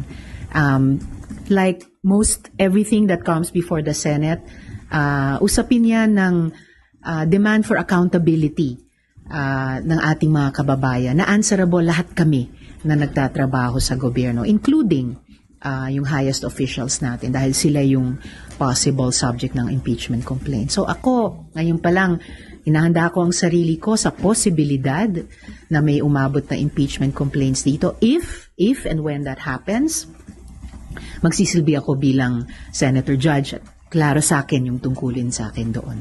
Samantala, sinabi rin ni Soto na naghahanda na ang Senado sa posibilidad na may padalang articles of impeachment mula sa House of Representatives. Ibinahagi ng Senate President na sumasailalim na siya sa crash course sa Rules of Court upang may tugma ito sa impeachment rules ng Senado. Matatandaan ding sinabi ni Soto na nagpapabriefing na siya sa ilang abogado mula sa Court of Appeals at Court of Tax Appeals kaugnay ng posibleng pag-upo ng Senado bilang impeachment court. Sa kasalukuyan, nagpapatuloy pa rin ang pagdinig ng House Committee on Justice sa mga reklamong impeachment laban kay Vice President Sara Duterte. Habang iginiit naman ng Vice Presidente na dapat ibasura ang reklamo dahil umano sa kakulangan ng ebidensya. At yan ang ulat mula dito sa Senado. Ako si Bombo Angelo Ganan and this is Bombo Radio Philippines, the number one and most trusted source of news and information. Basta radyo, Bombo! Oras natin 21 minuto bago sumapit ang alauna ng hapon.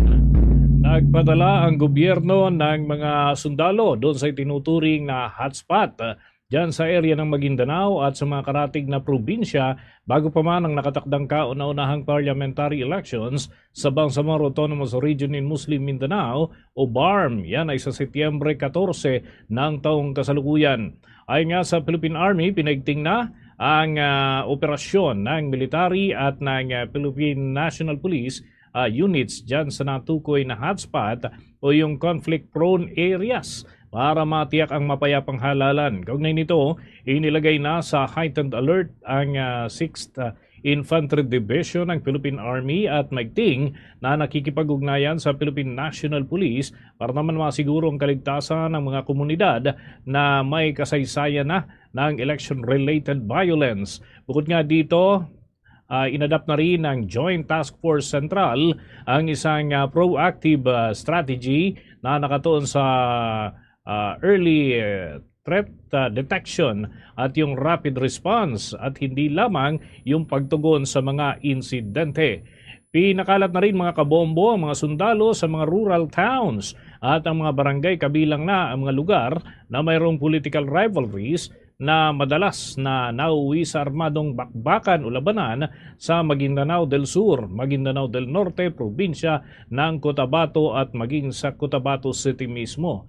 Pinalakas din mga kabombo ng mga otoridad ang intelligence operations, pagbibigay ng tips o impormasyon ng komunidad kakibat na ng formal na surveillance para naman matunto ng natitirang extremist at pribadong armadong grupo sa naturang lugar. Pinagting din ang pagsasagawa ng checkpoint visibility at foot patrols ng security forces para naman mapigilan ang mga banta sa paligid at yung pagpapalakas ng monitoring operations para naman maiwasan ang karahasan ng hindi naaalarma ang mga residente.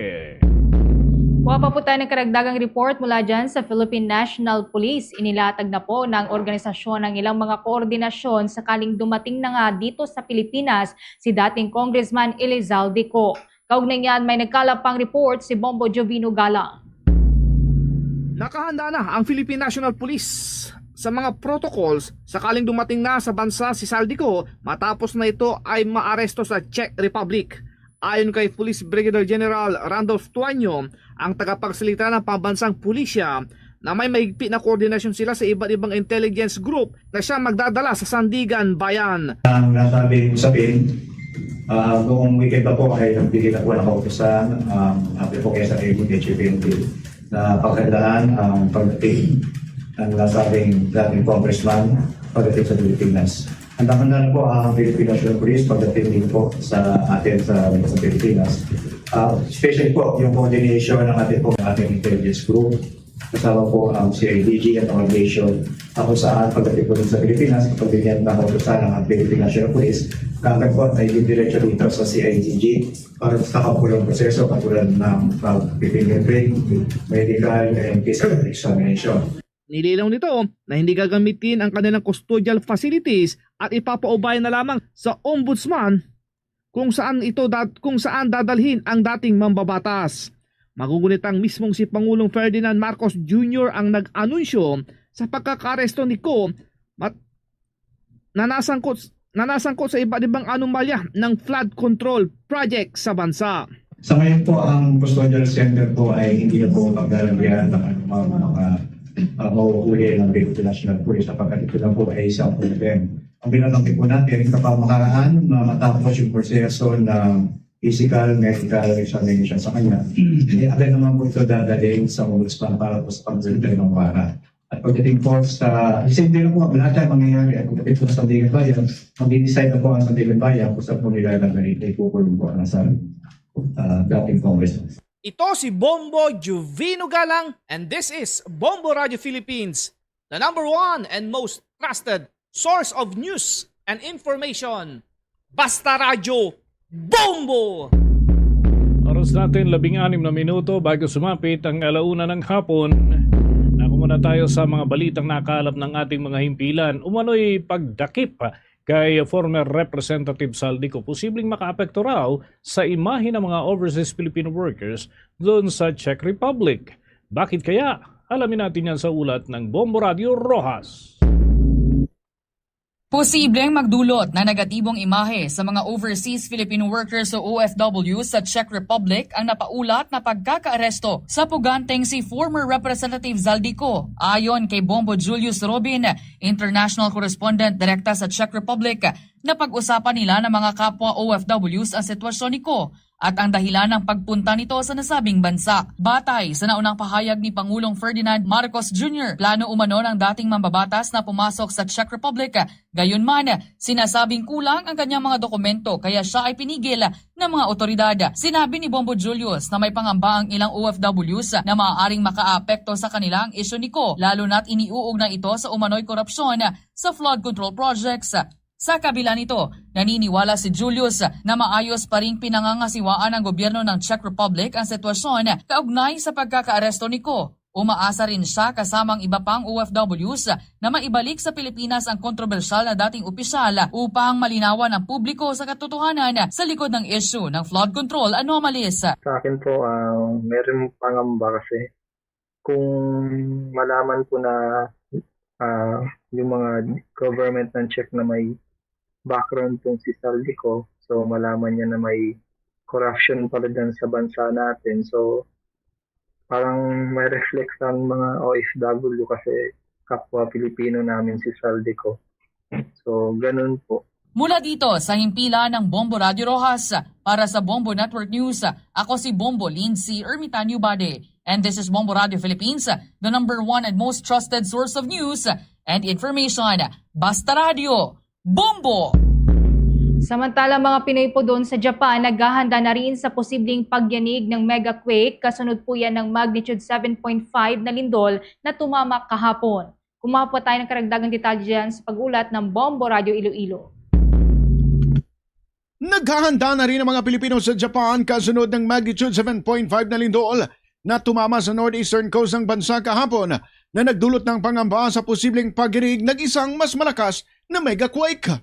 Ayon sa Japan Meteorological Agency, nananatiling mataas ang posibilidad ng kasunod na lindol na maaring umabot sa magnitude 8 o higit pa. Gayunman, nilinaw ng ehensya na ang kanilang inilabas na babala ay hindi isang prediksyon kundi paalala para sa mas matinding paghahanda. Ayon sa ahensya, posible itong mangyari sa kabaan ng dalawang malalalim na trend sa Pacific Ocean. Dahil dito pinapayuhan ng mga residente sa 7 prefecture kabilang ang Hokkaido, Aomori, Iwate, Miyagi, Fukushima, Ibaraki at Shibana na maghanda at manatiling updated sa mga abiso ng pamahalaan. Sa klaw ng babala ang 182 municipalities at ipatutupad ito hanggang alas 5 ng hapon sa Abril 27. Nilinaw ng opisyal ng advisory ay hindi nangangahulugan ng agarang evacuation kundi isang paalala para sa kahandaan. Ayon kay Bombo Josel Palma, international correspondent sa Japan, kabilang sa mga inirekomendang hakbang ang paghahanda ng emergency kits, pagsiguro sa katatagan ng mga kasangkapan sa loob ng bahay at pag-iimbak ng sapat na pagkain, tubig at iba pang pangunahing pangangailangan. Hinimok din ng otoridad ang publiko na kumuha lamang ng tamang impormasyon mula sa mga mapagkakatiwalaang source at iwasan ang pagpapakalat ng maling impormasyon. Several municipalities in Aomori, Iwate, and Binyage recorded a seismic intensity of 4 or 5 on the Japanese scale of 7. So evacuation orders were issued for coastal residents, including those near rivers and lakes. Si Bombo Josel Palma.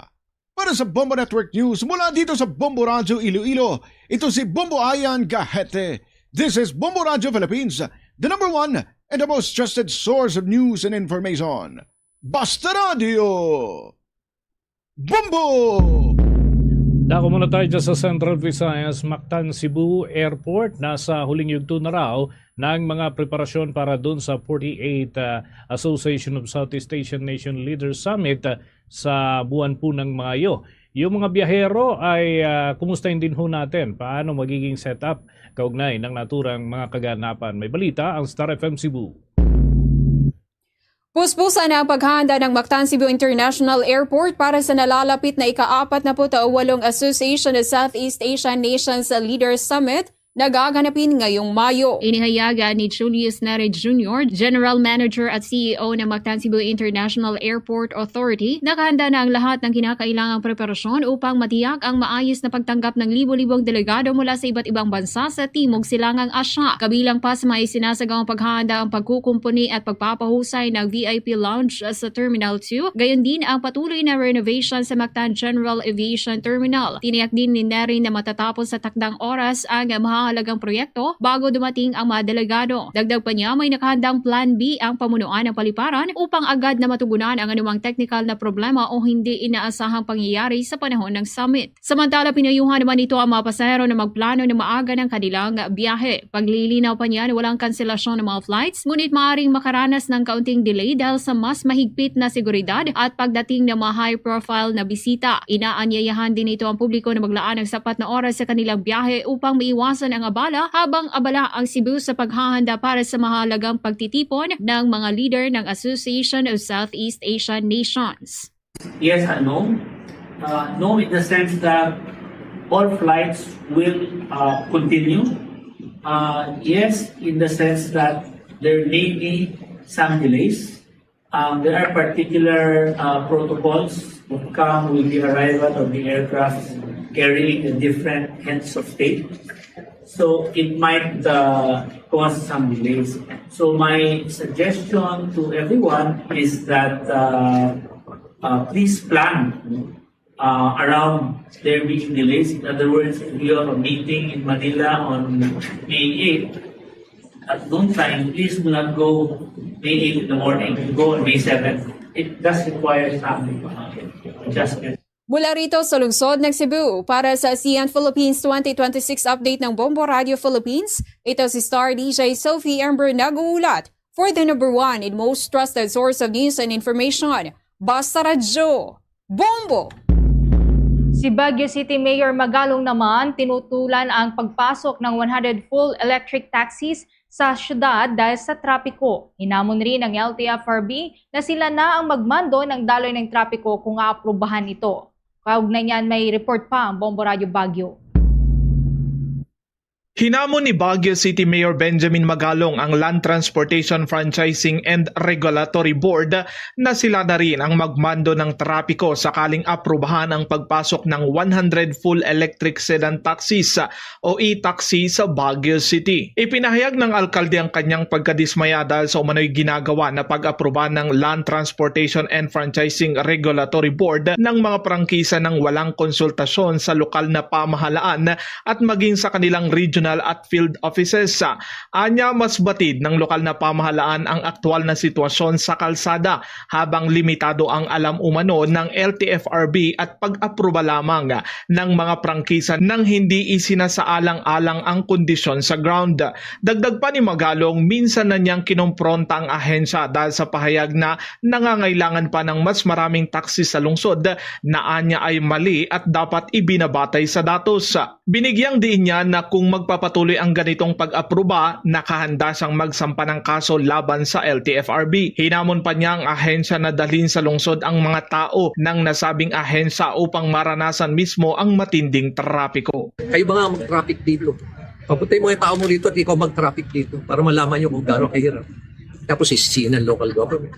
Ayon sa alkalde, batay sa datos, 8% lamang ng trapiko ay mula sa public utility jeepneys, habang 42% naman ay mula sa mga taxi.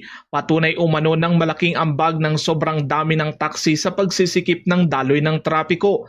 Sa kabila nito, sinabi ni Magalong na bukas siya sa pagpasok ng e-taxi, ngunit dapat umiiral ang patakarang 1-1 o isang unit ang papasok kapalit ng isang aalis. Una nang tinanggihan ni Mayor Magalong ang panukalang mag-deploy ng nasabing taxi sa Baguio City dahil sa pangamba sa lumalalang trapiko at kakulangan ng konsultasyon sa lokal na pamahalaan. Mula dito sa lungsod ng Baguio, para sa Bombo Network News, Bombo Benjo Guzman, and this is Bombo Radio Philippines, the number one and most trusted source of news and information. Basta Radio, Bombo! Samantala, yung panunumpa ng mahigit 8,400 nga bagong promote na guro dyan sa Western Visayas, isa raw sa pinakamalaki na mass oath-taking na gaganapin sa buong bansa. Alamin natin ang iba pang update mula sa Bombo Radio Kalibo.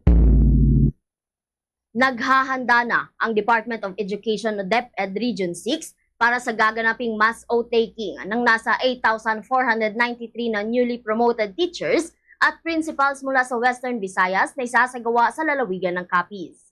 Sa kabila nito, nilinaw ni DepEd Region 6 spokesperson Hernani Escolar Jr. na pina-finalize pa nila ang ilang detalye mula sa Central Office lalo na sa petsa ng naturang event. Gaganapin ang seremonya sa Villarreal Stadium sa Rojas City na inaasahang dadaluhan ng libo-libong participants. Kabilang sa dadalo ang mga bagong na-promote na guro mula sa iba't ibang schools division offices ng Capiz, Aklan, Antique, Guimaras, Iloilo, Iloilo City, Pasay City at Rojas City. Dagdag pa ni Escolar na maaaring ito ang isa sa pinakamalaking mass oath-taking para sa mga guro sa buong bansa. Kasama sa tinututukan ng lokal na pamahalaan ng Capiz ang logistical preparations upang masiguro ang maayos na daloy ng programa, gayon din ang traffic management at mga protocol sa kaligtasan para sa inaasahang malaking bilang ng mga dadalo. Magtatalaga rin ng mga trained security personnel upang mapanatili ang kaayusan at masiguro ang kaligtasan ng lahat ng mga dadalo sa seremonya.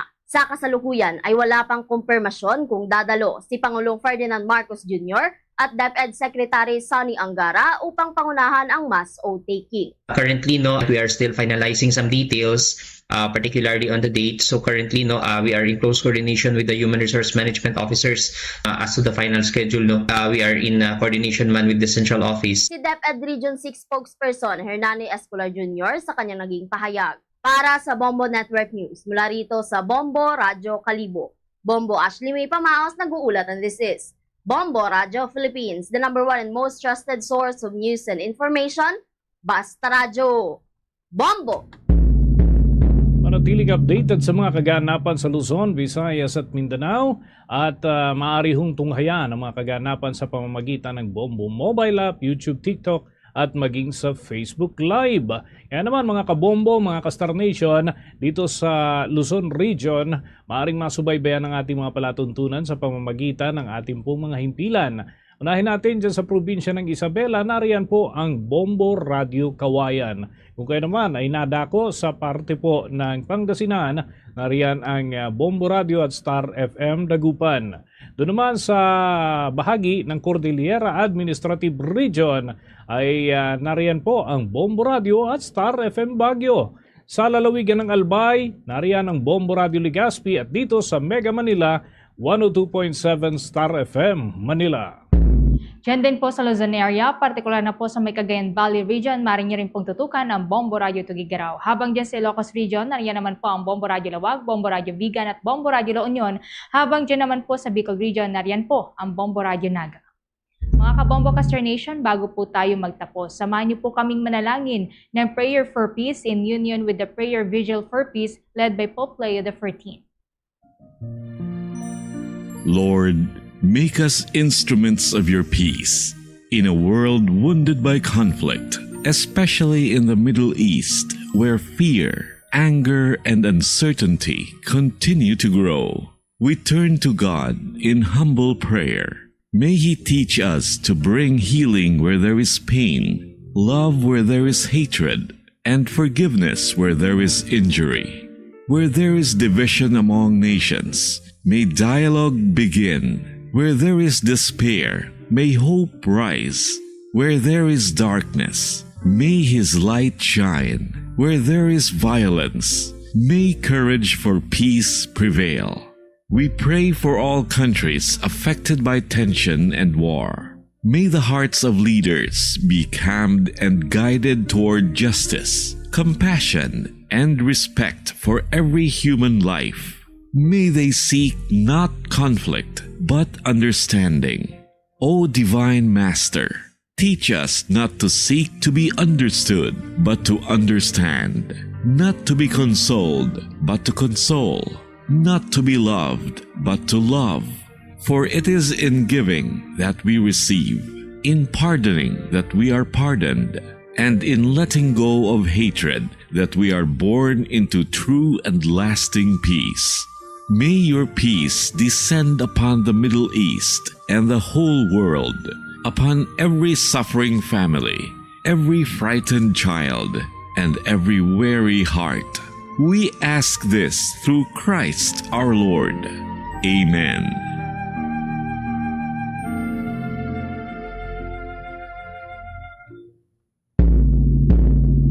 Luzon, Visayas at Mindanao, yan ang kalipunan ng ating mga balita para sa pantanghaling edisyon ng Bombo Network News.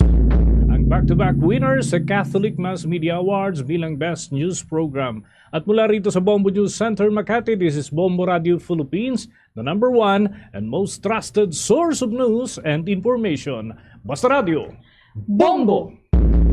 For the most trusted source of news and information, visit our website at www.bomboradio.com. Follow us on Bombo Radio mobile app, Facebook, YouTube, TikTok, and X, formerly Twitter.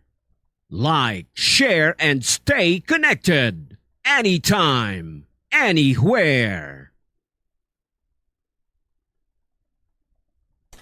Oras sa Bombo Radio Iloilo, Philippine Standard Time.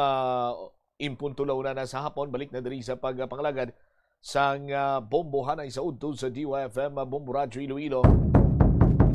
Standby sa aton sining mga kauturan sa dugang mga balita kag impormasyon. Nakalabot na karon sa city government, City Hall sa pagkabilugan ang isyu na tuhoy sa sining pag-abuso sang apat ka mga minor de edad sa isa ka minor de edad nga natabo sa may distrito karon iya sang Haro, no? So si Mayor Indira Isa Treñas nagpagwa diri sa iya mga statement nga ini siya ang willing nga mag-extend sang bulig sa bahin karon iya sang biktima kag ginakondinar, no? Ining sexual abuse nga ginhimo iya sa batok sa minor de edad. Pabalo ini siya ni Police Colonel Wilbert Parilla, no, nga na-file na ang kaso sa mga minor de edad nga suspect kagyara karon sa Balaya Dalayunan samtang ginaobserbar ining ginatawag nga due process. Sa aton sining mga kauturan ni check pala naton ang linya with Ma'am Joy Pantilaga Gorzal.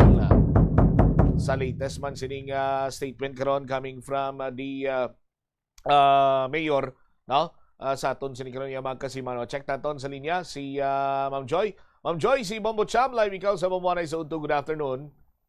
Bombo Cham, good afternoon. Good afternoon man sa aton nga mga pumuluyo diri sa syudad sa nga Iloilo.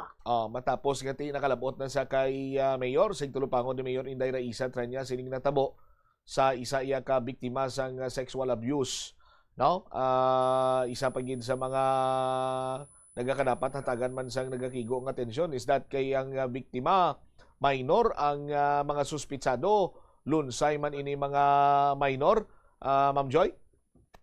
Ginapatutukan na ini ni Mayor Raisa sa aton nga City Social Welfare and Development Office, particularly dira sa aton nga Molo District, no, nga CSWDO, at the same time sa aton nga WCPD sa nga Iloilo City Police Office para nga masiguro naton nga ang ining minor de edad nga biktima ang matagan sang nagakaigo nga assistance, no. Actually ang aton nga syudad may ara man kita nga naga-exist nga mental health program, no, nga magabulig sa iya man sinikiti.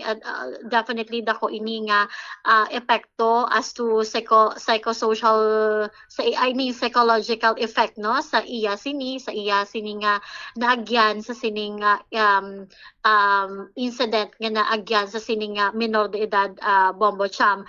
So sining sang aton sining nga alkalde ang iyang instruction sa aton nga CSWD nga dapat mahatagan siya sa full protection, at the same time psychosocial support, no, ang ining minor de edad.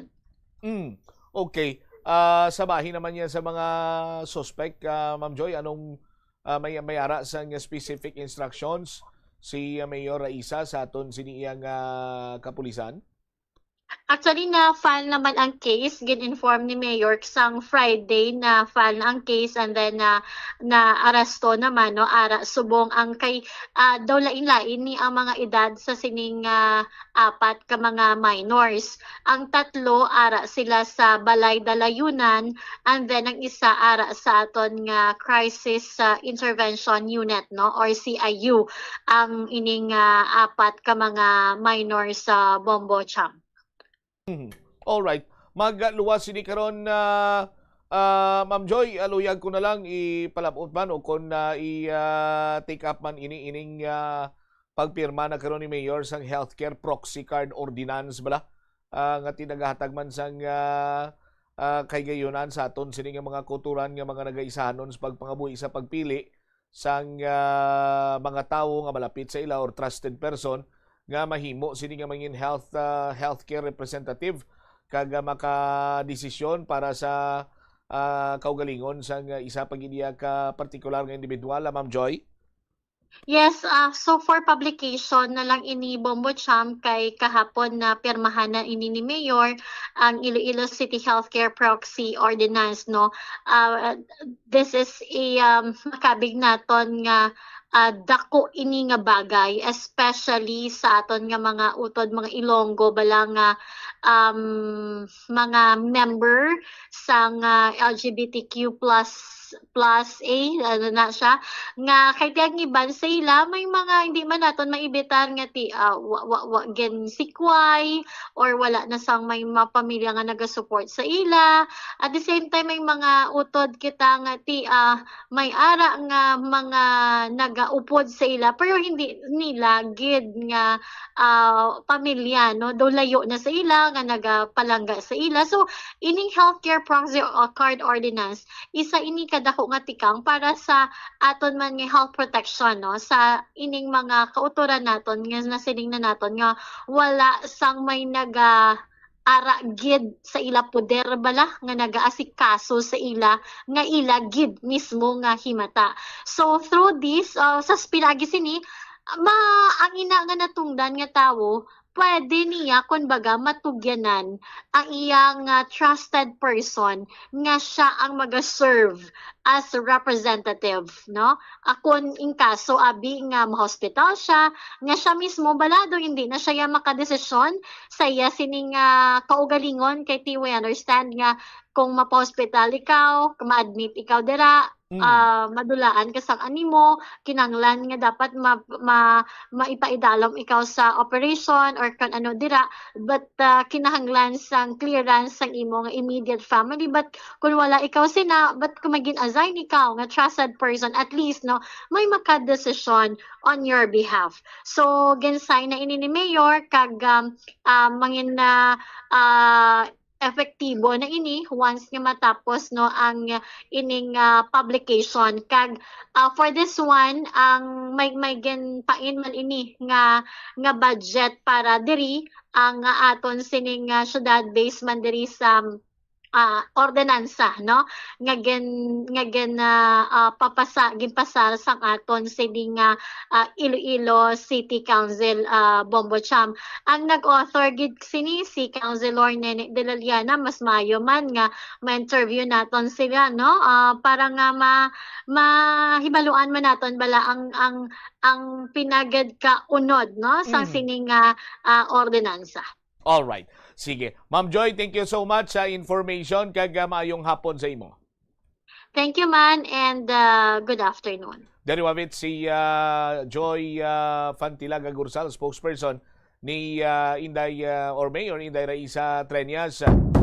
No, so ginpasiguro sang alkalde kay ginapatutukan sa City Social Welfare Development Office ining biktima sang sexual abuse kag preparado man nga ibulig or magabulig no ang city government sa kunano man ang kinahanglanon sining nasambitan karon iyang biktima. Masubo-subo lamang inibanwa kay ti sa sining pangidaron nga mga minor de edad nakalabot na iya sa punto ang ila sining paminsaron nga magkomiter sa kasubong sining pagpangabuso sa kapariyo man sini nila nga mga minor de edad. Ang mga information pang natipon sa Bombo News Team sandig sa aton sining pagpangusisa nga ginapatihan nagagamit sang illegal nga droga marijuana ining mga minor de edad nga suspitsado sa sining sexual abuse batok iya sa isa man ka minor de edad nga babaye. Sa aton sining mga kabumboti ini sila karon ang yara sa Balay Dalangpan. Dira sila naka-custody ang apat ka mga suspitsado ini bangod man nga ti way pa sila sa legal sini nga pang idaron, pero as per Mayor Raisa Treñas no ang kaso batok sa sining apat ang napasaka na sa aton sini karon nga mga kasimanwa. Amo sini banwa ang halit sang illegal sining droga mapasyabo man inaukon na marijuana way ginsang kayuhan nga madulot ini no lunsay lang sini kaalainan di hamakon mo sini banwa nga kun yara sila ya sa idalom sa impluwensya sa illegal nga droga makapaminsar sila sa mga kasubong sini may mahimo sang hindi amayo malamhita mabiktima dira iya karon ng mga inosente tinagdako pagid sini banwa ang problema. Pero bangod nga yara karon sa bahin iya sang ora minor de edad pa ining mga suspitsado ni ang kustodiyara lang sa Balay Dalayunan. Pero kung si Attorney Frances Parcon pa ang pahambalon ang mga ginikanan sa mga minor de edad nga naulamid sa sining iskandalo kon ining krimen ang sarang man iya nga mapasakaan gani sa nagakaigo sining nga kaso. Sa aton sining mga kuturan kay mismo ining konsehal naton bilang isa man ka Iloy nagpabutyag man ini siya sa iya sining pagkadismaya sa makalabot sa iyang impormasyon nga may natabo nga hindi maayo sa bahin karon sa mga minor de edad dira iya sa nasambit man sining distrito. Standby kay hibaluon kabala ang latest diri with the Bombo Krill Milyasa kay natigayon nga mapakiganghutan ni Bombo Krill si Iloilo City Councilor Frances Grace Parcon. Sa iyaman sining mapabutyag bilang committee chairman on women and children sa aton sining mga tagpalamati. Check ta si Bombo Krill Milyasa sa iya sining report. Bombo Krill, sa report please go ahead. sarang man nga mapasakaan diri sang kaso ang mga ginikanan o kon guardian sang minor de edad nga nakahimo sa nga krimen. Sunod diri kay Councilor Francis Parpon, ang chair sa nga Committee on Women and Family Relations sa idalom tungod sa nga Parental Responsibility Ordinance may salabton ang ginikanan o kon guardian kung mapamatud-an nga bangod sa ila pagpatumbaya na kahimo sa nga krimen o kon nabutang sa katalagman ang kabuhi sa nga minor de edad. Pahayag pa niya magluwas sa ordinansa mayara pagid sang mga lahi o kon national laws nga sarang ipasaka pagid dirino sa mga ginikanan o kon guardian. Hinpahayag ni Councilor Parcon nga dapat maintindihan sa nga mga ginikanan nga dako ang ila responsibilidad sa ila diri nga mga kabataan sa rason nga tiang maayo kuno nga pamatasan nagaumpisa sa sulod sang balay. Ini ang nganing pagpaathag ni Councilor Parcon kasunod sang ginaaligar diri nga pagpanghimulos no sang apat ka minor de edad sa isa ka 16 years old na babayi sa distrito sang Molo sang nagligad nga simana. Dugang diri ni Councilor Parcon bisan mayara sa mga ordinansa at mga lahi kaangay lang kuno nga hindi ini mapuslan kung mismo sa sulod sa nga panimalay no wala sang komunikasyon o kon pagtatap ang mga ginikanan sa ilaman nga mga kabataan. Sa subong bumutsyang pinahibaluan naton nga ining 3 ka minor de edad ang yara sa subong sa balay dalayunan samtang ang isa diri sa ila ang yara sa Crisis Intervention Center. Kag ibangod sa sensitibo kag mga minor de edad ang na-involved diri wala na naghatag sang maidid pa diri no nga impormasyon ang konsehal apan din pahayag sini nga tinapasaka na ginman kuno ang kaso patok diri sa mga suspektado nga nagaedad 14 years old tubtob 16 years old. So yari ko katigala naton ang naging pahayag ni Councilor Francis Parcon, ang chair sa nga Committee on Women and Family Relations. Lagi sa pagsupit niya sa barangay, naghambalang atong biktima nga natibot sa nga after sang pagkitanay nila sa amigo nga ang 3 man to ka mga minor de edad ang ara tapos dito na natabo ang nasambit nga insidente sang paghimulos. So ang minor de edad ang 3 ara subong sa aton nga balay-dalayunan kag ang subong ang isa sa mga ang 14-year-old naton ara sa subong sa aton Crisis Intervention Center. As much as possible ginalikawan ko lang magkuya bala sang information with regards sa inakakaso kay sa last ko nga pagkahibalo na na-file na ang kaso. So mahulat na lang kita guro sa mga detalye sa pila ka adlaw nga i-release but amo na ang ginhambal naton nga na-file na ang kaso. Ang involved is ang minor de edad naton nga victim kag ang 4 ka akusado nga puros man minor de edad ang nag-edad 14 to 16. Pero ang mga detalye hindi lang gid ko ka-discuss kay considering nga na-file na ang kaso sa atong pagkabalik. Pero attorney, possible ay na may liability naman ang guardian sa mga malalaman. Oo, mamamuto kaya niyang bako sang ligat ni ara kita Parental Responsibility Ordinance. If may ara sang mapasako nga proper party in interest, for example, being ang parent or sang minor de edad nga biktima, sarang gid nga makasuhan ang mga ginikanan sa mga akusado.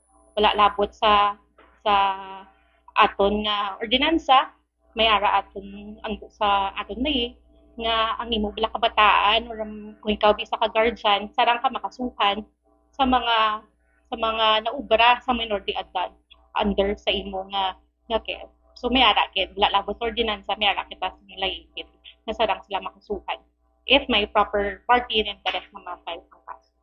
So amo na bala nga ginapinsinti gid naton especially sa aton mga ginikanan bala kay ara gid sila although makapas kita sa mga pulisiya useless mangyapon ng mga pulisiya kung sa ila sulod panimalay abi sa mga kabataan wala na ang mga ginikanan wala bala nila ginasturya ang ila mga kabataan na mo naga kita sa city government bilang chairperson ng Committee on Women and Family Relations gina-stress ginaton ang importansya sa mga role sa mga guardian kag mga ginikanan sa pagpainsinti kung ano ang sala sa aton mga kabataan kay ang nagapati kita nga ang mayo nga pamatasan kag ang mayo nga pag nga ano mabala sa aton palibot is nagasulod kidya nagasugod kaya sa panimalay.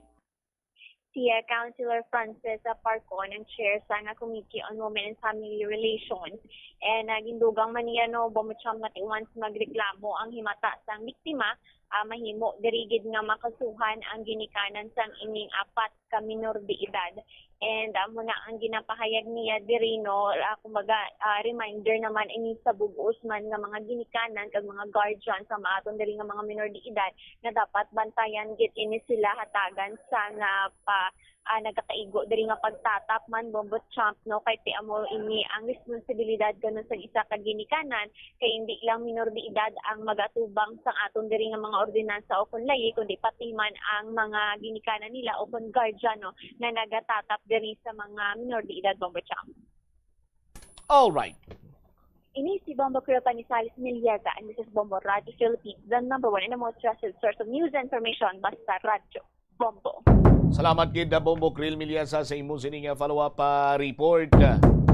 Di nagakadapat gid man sini banwang nga mahatagan man sa nagakigo sining example or leksyon no ang mga magulang malakip iya sa kaso kabalo kamuti siyempre nagapabutyag lamang ina nga ti sa bahin karon iya sa mga ginikanan mayara sila sa kakulangan sa ila sini nga mga kabataan.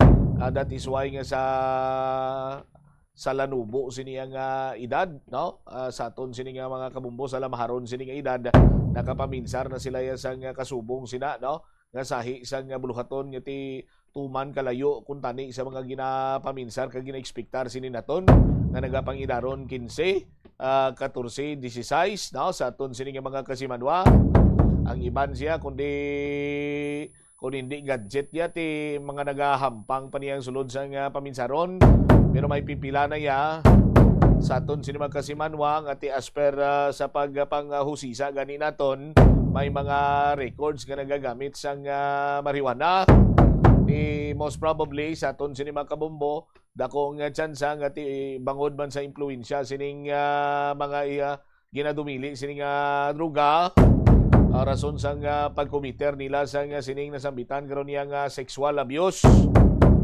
sa aton sining mga kabumbo.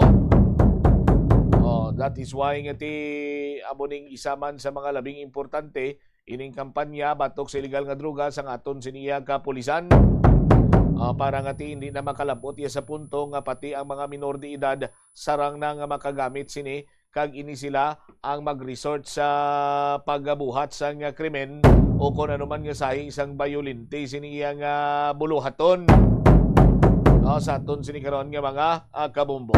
20 minutos na nakaligad sa takna sining launa. Tingwahan man naton karon may mga latest information sa sining inkwentro man blas ang NPA kag militar dito iya sa may barangay Salamangka, Tubuso, Negros Occidental. Kung bala may mga latest update, check yaron aton karon aton sini nga sister station Bombo Radio Bacolod. Lakip na sila diri banwa dugang pagin sini nga mga balita kag impormasyon manwa. Standby kamo kay pagbalik ta mayara kita sang igaplastar sa inyo nga maayong balita, good news. Sa aton sini nga mga kabombo balikan tayo ni matapos sa pilang ka-importante nga mga pahanumdum. Sini nga panahon sang tag-ilinit, delikado ang sunog ilabi na sa sulod sang panimalay. Gani safety first ka bombo, ilabi na kung ikaw ang nagaluto sa kusina. Siguraduha nga nahamtang sa mabugnaw kag well-ventilated area ang LPG tank kag indi masilakan direkta sang adlaw. Ang sobra nga init makapataas ang pressure sa sulod sang tangke nga mahimo magresulta sa aksidente. Checkyaron ini kung may tagas kag ipalayo sa kalayo.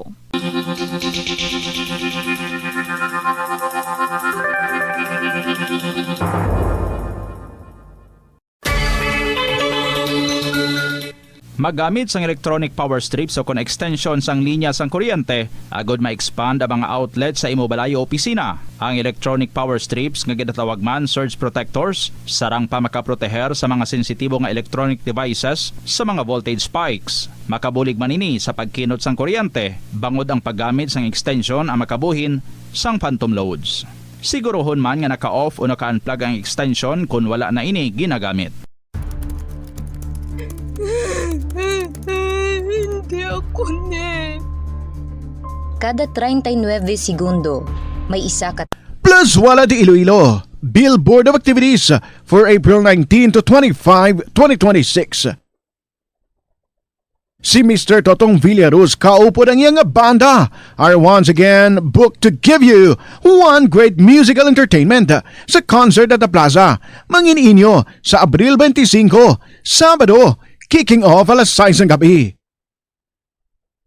Sa tion sa musical show, napulo ka mga matahom nga Plus Wala di Iloilo mags kag madamo pa nga iban ang igaparafol sa mga suki sang Plus Wala di Iloilo. Sa Abril 26, Domingo, ginaagdang tanan nga mangin kabahin sang Eucharistic celebration nga paghiwaton sa Latolda sa among adlaw alas 11 sang aga. Sa tion sang Holy Mass, ipangamuyo naton sa Ginoo nga iyatan dugo ng kasing-kasing sa mga lideres ng warring countries nga pilion ang peaceful means over deadly means to resolve conflicts. Plus Wala de Iloilo, we remain to be one with you in the common hope for a better community and a progressive country in 2026. Sa dalan, yari mga tips nga dapat tandaan sa tion nga nagamaneho. Una, likawan ang masaming nga pagsaylos ang linya. Ang swerving o kung pagsaylos ang lane sa isa ka delikado nga maneuver nga masaming ginatunaan sang bunggo anay. Kung himuon ini, siguraduhon nga may bastante ang oras kag espasyo. Ikaduha, i-check ang blind spots. I-check ang mirrors kung clear ang alagyan. Magbalikid o kung maglantaw sa nagaagi sa ibang nga anggulo, agod makasigurado nga maathag ang alagyan. Ang responsable nga driver ang masaming nga handa sa anuman nga aksidente. Kabahinas ang pagkaresponsable ang pagkuha sa nga insurance, agod masigurado nga may peace of mind sa dalan. Kung mahimo pa lang, i-upgrade ang ginagamit mo nga bumbilya sa LED. The Farmers Bazaar, your traditional public market with the touch of Plus Wala Dos, ang isa ka lugar nga gintukod sa tion kag sa kasagsagan sa COVID-19 pandemic nga may tinutuyo nga maghatag sa imo sang safe marketing experience. Subong nga ang COVID-19 hindi nagidman dako nga pamahog kag nagapakadto na kita sa next normal. Rest assured nga ang Farmers Bazaar will further evolve agud yung magpadayon sa paghatag sa inyo sing satisfying marketing experience. The Farmers Bazaar. Sa lower level, tara na pahamtang ang fish, poultry kag meat section para naman sa inyo mga kinahanglanon nga prutas, utan kag iban pa, magbisita sa upper level, pinaagi sa paggamit sa hagdanan o kon sa pagkadto direkta sa parking lot. The Farmers Bazaar, your traditional public market with a touch of Plus Wala Dos. Kung nagabiyahe, dalang salakyan, planuhi ang ruta, kag tingbo ng mga malipot nga ruta, kag isahon na lang, agod makakinot sa gatong. I-schedule ang biyahe nga off-peak hours para ma-minimize ang inoras sang idling sa traffic. I-practice ang carpooling kung mahimo pa lang para mabuhinan ang numero sa mga salakyan sa dalanon.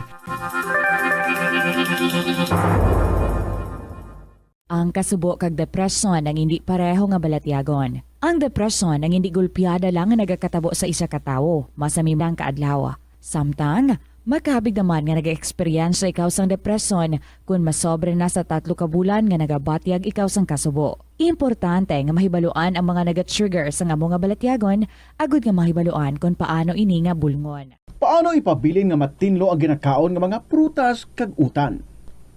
Dapat nga regular ang paghugas ng kamot nga may habon sa sulod sang 20 segundos bag-o kag pagkatapos mag-uyat sang anuman nga butang. Hugasan sa maayo mga prutas kag utan gamit ang tubig bago ini kaunon o kun isimpon sa ginaluto nga pagkaon. Likawan nga maggamit sang habon o kun bleach o kun anuman nga kemikal sa paghugas sa mga ini. Lutoon sa maayo ang mga utan agod mapatay ang mga mikrobyo nga nagatapik diri. Kung ikaw may ubo o kun sipon, mas maayo nga itugyan na lang sa iban nga miyembro sang pamilya ang paghanda sang pagkaon agud malikawan ang cross-contamination. Kabombo, yari ang pwede mong himuon agud makakinot kita sa paggamit sang enerhiya. Nagagamit ka man bala sang water dispenser sa imo balay o kun opisina? Ini nga kagamitan ang isa sa mga appliances nga mahakog magkonsumo sang kuryente. Ang paggamit sang dispenser nga may capacity nga 630 Oras sa Bombo Radyo Iloilo, Philippine Standard Time, 27 minutos na nakaligad sa takna sining alauna. Balik na diri sa pagpangalagad sang Bombo Hanay sa udto sa DYFM Bombo Radyo Iloilo. Oy sa mga kabombo naton na pila ka mga lugar diri sa bahin sang Western Visayas ang ginakabig nga yara karon sa danger level. Sa sining pagtaas ang risgo man, no? Sa nga makabatsyag sa heat cramp, sa heat exhaustion, kag sumungman heat stroke. Particularmente kung malawig ang pagtiner nimo sa bahin iya sang idalom sang butlak ni Haring Adlaw. Sa aton sining mga kasimanwa, may ara man sang extreme caution ining 32 degrees Celsius to 41 degrees Celsius nga maka-cause man iya sang fatigue sa aton sining mga kasimanwa. Ang sa karon na ginalantaw diri nga naiguan sang danger level kag sumungman categorized under extreme caution sa aton sining mga kauturan ti sabahin karon iya sang Cavite, no? Amuning naka-record diri sang pinakamataas nga heat index sa aton sini karon iya nga mga kabumbo, no? Ining iban sini nga mga lugar diri sa bahin iya sang Western Visayas sa Rojas City, Capiz 39 degrees Celsius. Mambusaw, Capiz 38 degrees Celsius. Sa syudad sa Iloilo gani naga 41 kita dreo, 41 degrees Celsius kag dito iya sa May Dumangas 40 degrees Celsius. Amo ining isa sa mga makabig naton nga ti kun nalakip diri ang heat index sang isa ka lugar.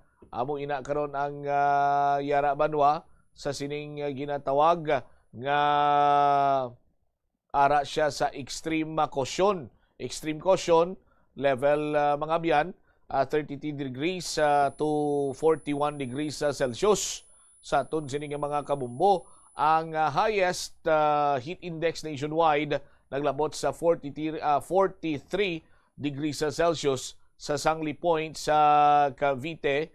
Ngati amo ini karon ang yara sa danger category. Samtang ang Metro Manila ara sa extreme caution nga may ara lamang sa 39 or 38 to 39 degrees Celsius sandig diri sa State Bureau.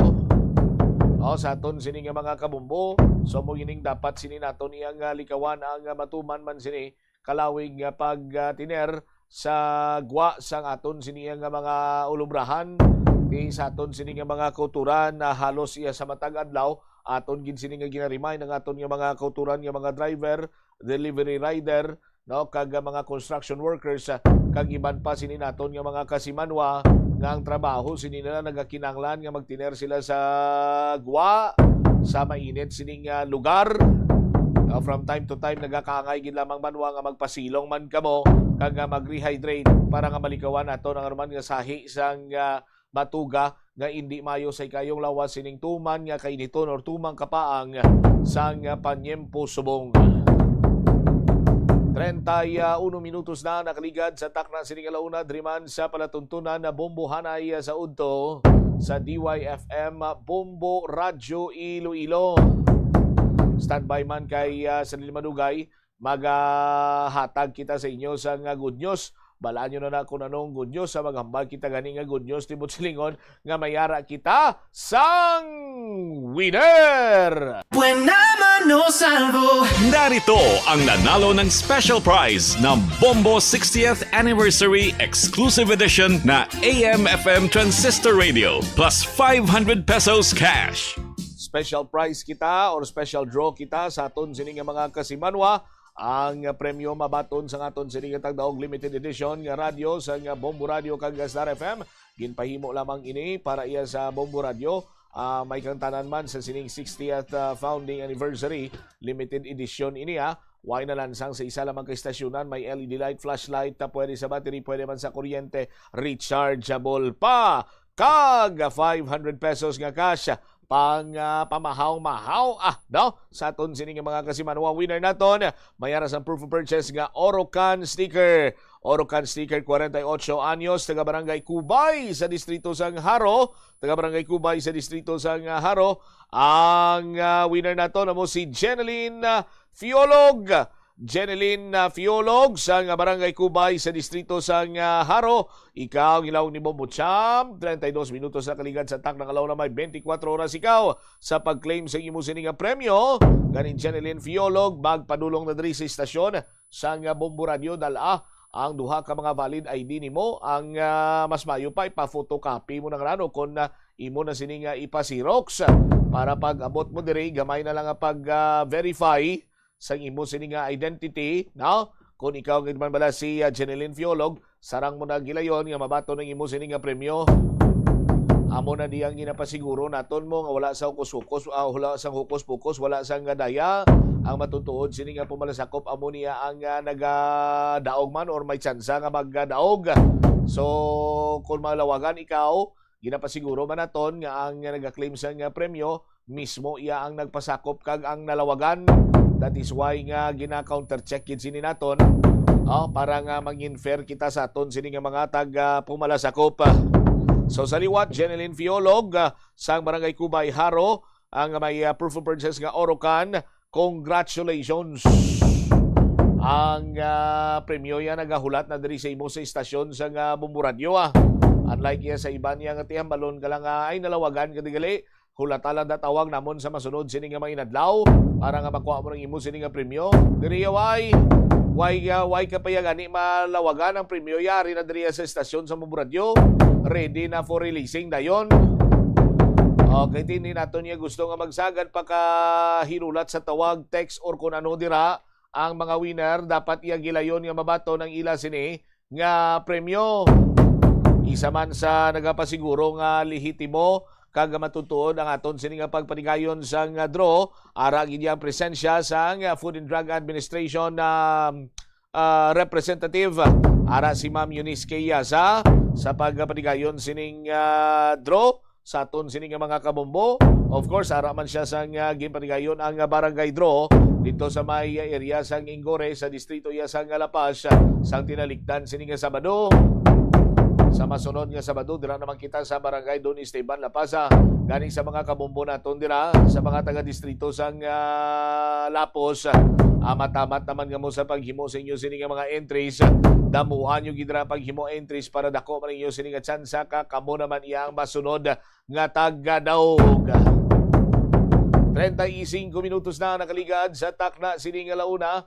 Diri man sa palatuntunan na bombohanay sa udto sa DYFM Bombo Radio Iloilo. Standby no sa aton sining mga kulturan sa lugang pa nga mga balita kag impormasyon diri man sa aton sining karon nga pangalagad no sa aton sining karon nga ulup danay.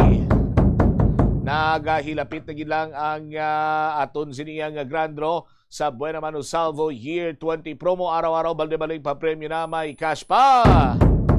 Tuman ka mo sa mga pamagi agud iya nga magdaog ikaw. Pwede ka kadaog sa bahin karon iya sang daily draw. Pwede ka man kadaog sa barangay draw. No? Sa aton sini makasimanwa way man sang punaw kay Lunsay cash prizes sini ang ginapanghatag. Nagadugang lang kami sang sang iban pa sini nga mga pwede ipapremyo. Just like abisang aton siniya karon nga mga grocery goods nga nasulod pa sa Orocan nga balde. Lakip na sinadri banwa ang iban pagin sini nga mga pampang naton sa barangay draw. Sarang man ikaw nga magdaog sang cash prize dira. Sa aton sini karon nga mga kasimanwa gani hindi gid magkalipat ang gamiton.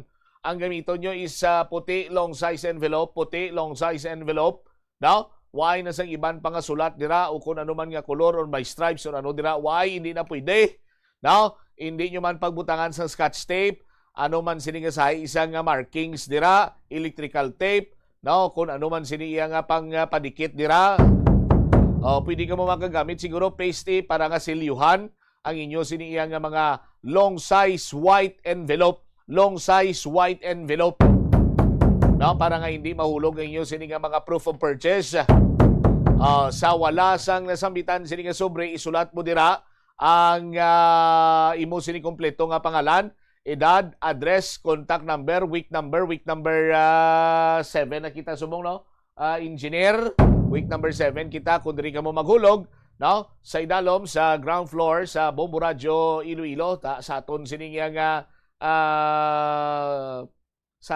broadcast center diri, no? Sa aton sini magkasimanwa, dapat kumpleto sa liwat, upper left corner sa ibabaw nga bahin sa wala.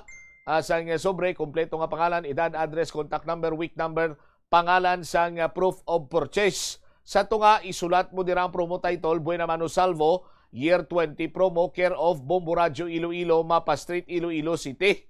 Ihulog sa mga designated drop-box centers sa palibot sang syudad or even sa probinsya sang Iloilo. May mga drop-box centers kita dirang ginpamtang. Kung lapit-lapit ka diri, dalikat ka na lang diri mga kasimanwa, mga kabumbo naton, dira kahulog sa idalom, may corresponding Dropbox man kita dira. Sa aton sini magkasimanwa, madamo sa pamagiagod nga magadaog, may ara sang daily draw, Lunes to Biyernes may lawagon kita diri. 3 ini sila magadaog sang 1,000 ka pesos nga cash plus 1,000 ka pesos nga balor naman sang gift pack nga ginalakipan sang orokan nga balde. 3 ka pack sang kumiya bihon, no, kung isa may isa na dira ka palabok, 1 ka box ang MX3 coffee nga may ara sa napulo ka sachet, kag 2 ka box ang Remsig vitamins nga may ara sang total nga 12 or 120 tablets. Sa aton sini nga mga kasimanwa, isa ang lawagon bilang special prize winner nga magadaog sang limited edition 60th anniversary Bombo Radio exclusive AM/FM transistor radio nga hindi fixed dial, kag 500 pesos nga cash. Kada Sabado magapadulong kita sa mga kabarangayan, no, kaupod sa aton sini nga mga kauturan dito iya sa bahin sa nga Star FM Iloilo. Mga utod na naton Bombo Radio kag Star FM ti mayara sang pulo ka winner sa tagsa sini ka barangay or magpatigayon kita ka barangay draw, may napulo sini nga magadaog sang 1,000 ka pesos nga cash prize. Magluwasin na, may tsansa pa nga may tsansa pa sini banwa.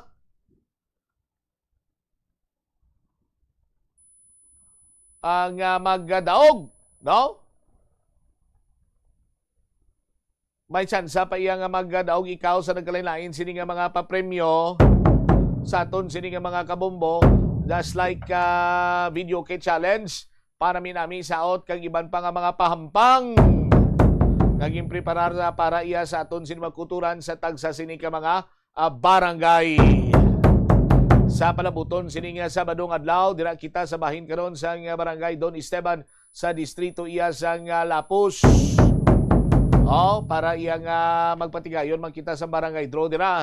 Sa mga kauturan naton, magpreparar na kamo sa inyo sini madamo nga entries para dako man ang inyo sini nga tsansa nga magdaog.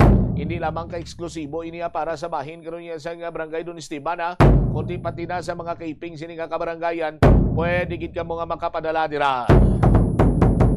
Ari ng aton sini nga sister station ang Bombo Radio Bacolod. Mga musta kita dito sa ila kung anong latest diriyo sa sining nagluntad iyang enkwentros tunga sang militar kag New People's Army na pang retrieve na to ang mga bangkay. May mga ginpang identify na nga mga kadaver dito. Pero ti sa gyapon makuha kita sa update kay base kun ining foreign national natumod naman bala nila sa aton sini karon iyang mga kabumbo. May mga pamilya naman iyang nag-claim sa bangkay sa ila sining mga himata nga nalakip sa sining nagkalamatay sa inkwentro. Sa aton sini magkuturan dito iya sa may barangay Salamangka, Tubuso, Negros Occidental. Isa man sa karon sa mga dapat sini iyang i-considerar sa aton sini nga mga utod nga yara pa iya sa hublag, no? Nga ti way man sang kayuhan guro nga madulot. Kung magpabilin kamo dira sa kahublagan, hilabi pa sa pagpakigaway sa aton siniya nga mga soldado, kiti abo sini banwang mangin resulta. Mas mayo pa nga ti inyo sini surrender, inyo sini nga mga armas, may ara kamo sang pagabatunon sini nga livelihood sa bahin karon iya sang aton sini nga gobyerno, no, kag may financial assistance pagina nagadepende sa kung ano nga kalibre sang armas lutang inyo sini nga ginauyatan sa aton sini nga mga tag palamati. Kung isa pa gani sa mga kabumbo naton nga nakatugda sa sining hitabo, ini siya ang nagapanuktok man sa paminsaron kag sa gipusoon sang mga utod naton nga yara karon sa kublagan nga kung na pwede konsiderar ang pagbalik sa sabak sa nga gobyerno kay kung napadayonon ang pagkigaway kung mayara sang matigayon sila yang mapatay siniya nga militar sa pupuhon man niya sang gobyerno ang pamilya sang militar. Pero kung sa bahin sa New People's Army ang magkalamatay, iway man niya sa may masapupo sa nabilin sini nga pamilya sang yara karon nga lakip sa hanay sang rebilde sini nga grupo. Sa aton sini nga mga kasimanwa. Ti mas labing maayo siguro ako na magbalik na sa sabak sang gobyerno ang pila pa sa mga uton naton nga nabilin nga yara karon sa kaublagan o kon mga armadong rebilde nga nagapakigbato sa sining matinion tubtum sa sining matinion na batok sa aton siniya nga gobyerno. 43 minutos na nakaligad sa takna sining launa driman sa aton sining pagpangalagad sa DYFM Bombo Radyo Iloilo. Standby no sa aton sining mga kuturan sa dugang mga balita kag impormasyon driman sa aton sining pagpangalagad. Ang grand draw naton sa Buenamano Salvo Mayo 9. Mayo 9 Sabado ina nga adlaw. Unsa din nagahulat sini 1 ka milyon ka pesos sa aton sini mga kuturan. Now sinuayhan ang panibag-o nga maging katapo sang Bombo Radio Philippines sa Millionaires Club. Sinuayhan ang bag-o sini nga mangin miyembro dira. Pero hindi lamang sinabanwa kay ti mayara pagid sang mga guaranteed price. Dali lang gid kayari naton sister station. Check tabi Bombo Radyo Bacolod. Welcome kag mayong hapon Bombo Erlin, Bombo Radyo Bacolod. Ayong hapon gid Bombo Cham, Bombo Radyo Iloilo.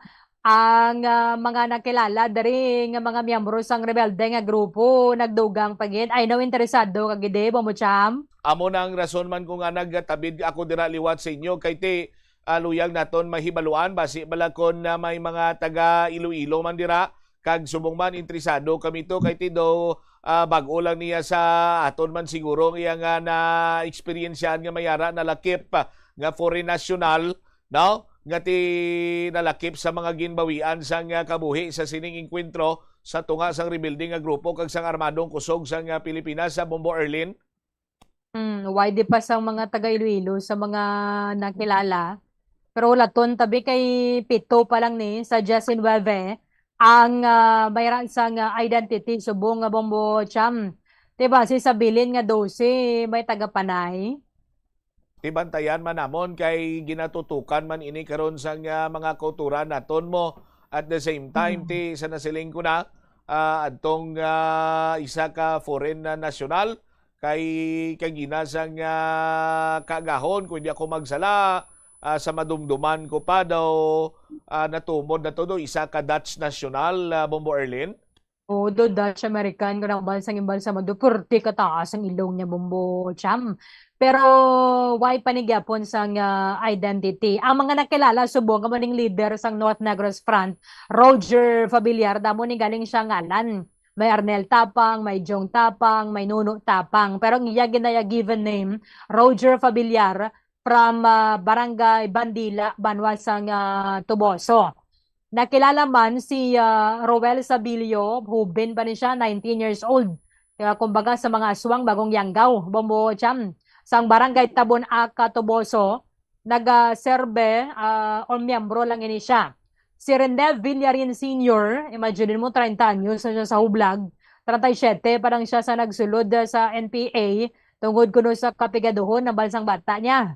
Residente sang Barangay Marcelo, Calatrava, pero nagaserbe ni siya bilang Vice Squad Leader. Nakilala man si Alejandro Montoya, more or less, 33 anyos, sa Hacienda Aida, Purok 4, Gawahon, Victoria City. Glenmar Bacusmo, siya ni nagaserbe bilang Secretary sang North Negros Front. Si Alias Panes, Deputy Secretary sang North Negros Front, kag si Pedro Bonghanoy, Commanding Officer sang Special Operation Group. May mga Special Operation Group pagid sila, no? Bombo Cham, Completos, Ricardos, yun New People's Army. So far, amo pa lang ning mga nakilala. Ang apat ka babaye do mga model ang lawas, mga Amazona ni Bombo Cham, pero wala pagid sa may nakilala sa ila. And then ang 5 ka mga or 7 ka mga lalaki, including tong Dutch American sa aton ni pagbulubanta sa embalsamador. Amo na biyang nationality, why pagid dyan nakilala. Ti kun foreign national ni taas gurong ranggo, Bombo Cham. Kay lubas kuno kay Roger Familiar, by kumbaga daw ng katupong, di ba la? Kung sa ilang organizational chart.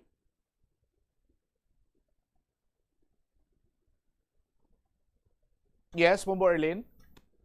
Katupong bali ni Roger Familiar sa organizational chart niya. Tiyan mo na ginatumod pa subong kung foreign national man gid ni siya. Kag kung ano ning international organization ang nagpadala siya dari sa Negros. Mo Cham, grabing North Negros Front, no? Amo gani kiti kung maghambal kaya nga New People's Army, di siyempre do mambag ka nga within Philippines lang niya.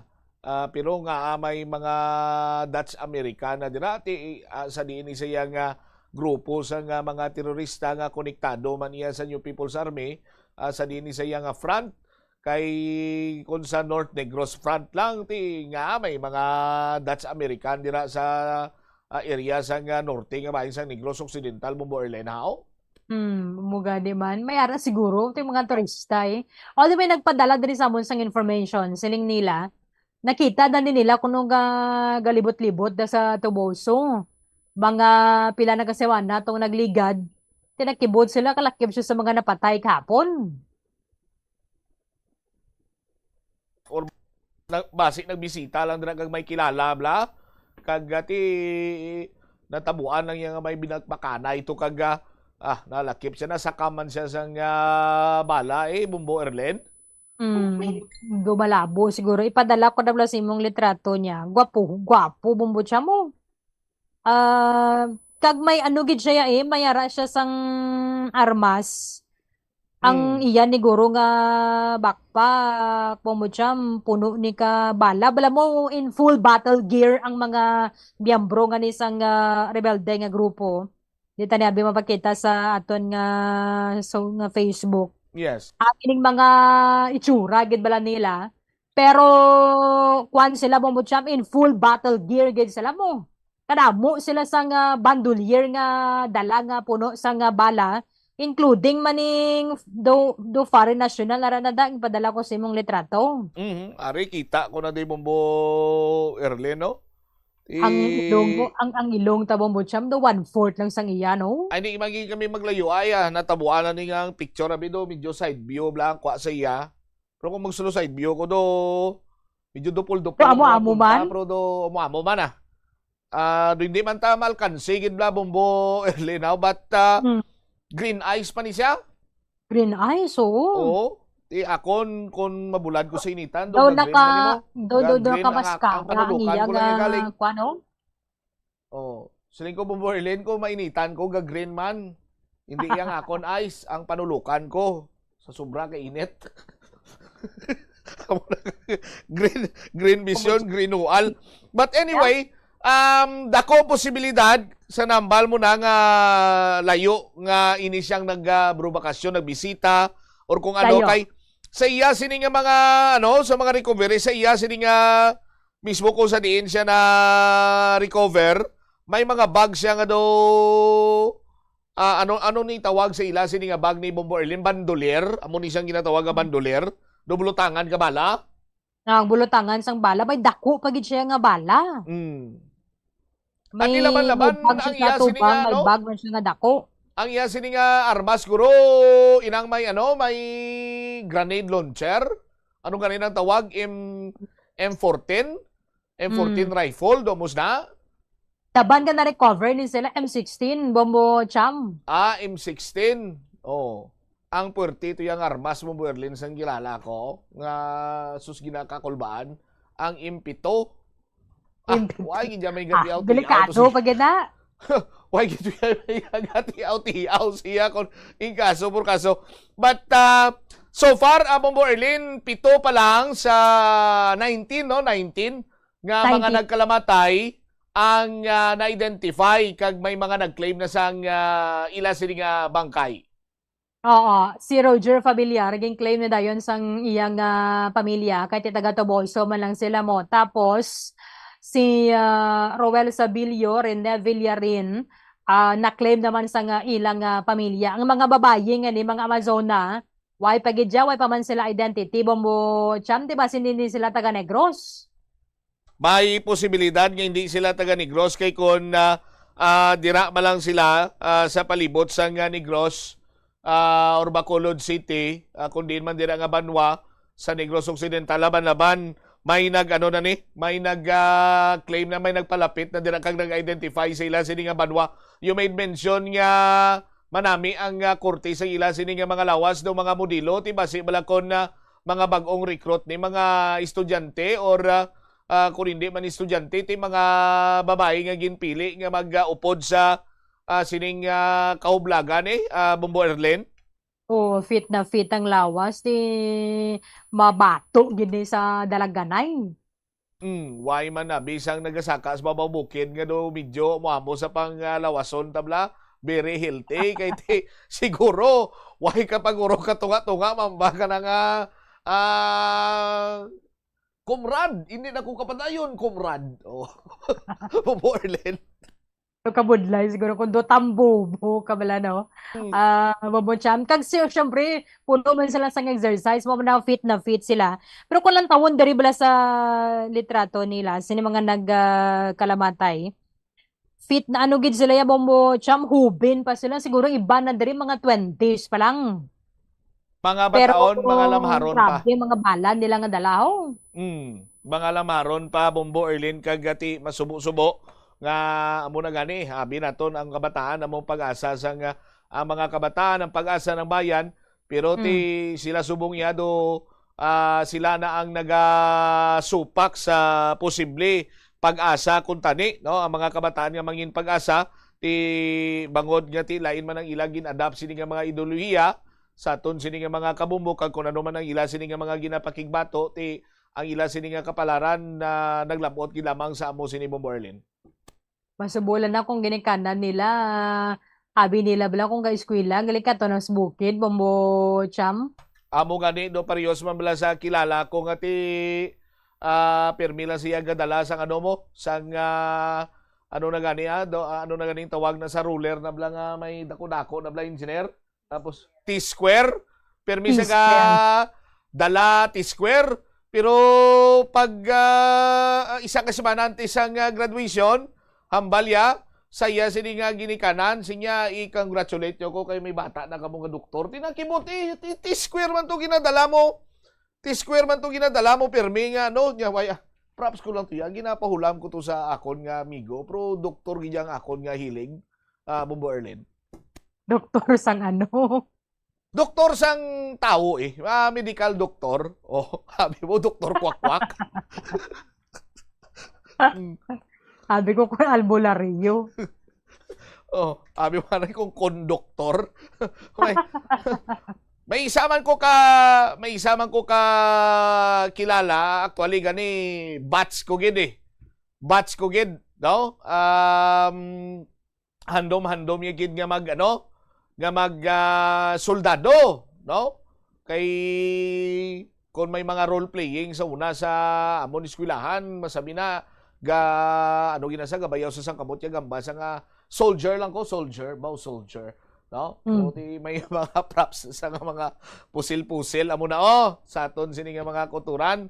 Buti sa malipot nga pulong pag graduate high school, pag college, ti dugay kami 4 ka tuig nga way kami kakitaye, no? Pag reunion sininamon Bombo Erlin, ara siya, nagtambong siya ginang pinakauna abot sa sa Binyo. Hindi man pang soldado ang iya sining haircut, ang iya sining panglawason, hindi man amo sina ka-fit, kiti dapat kung soldado ka, fit ng imo sining lawas mo. Ini siya gali Bombo Erlin naging entrepreneur, no?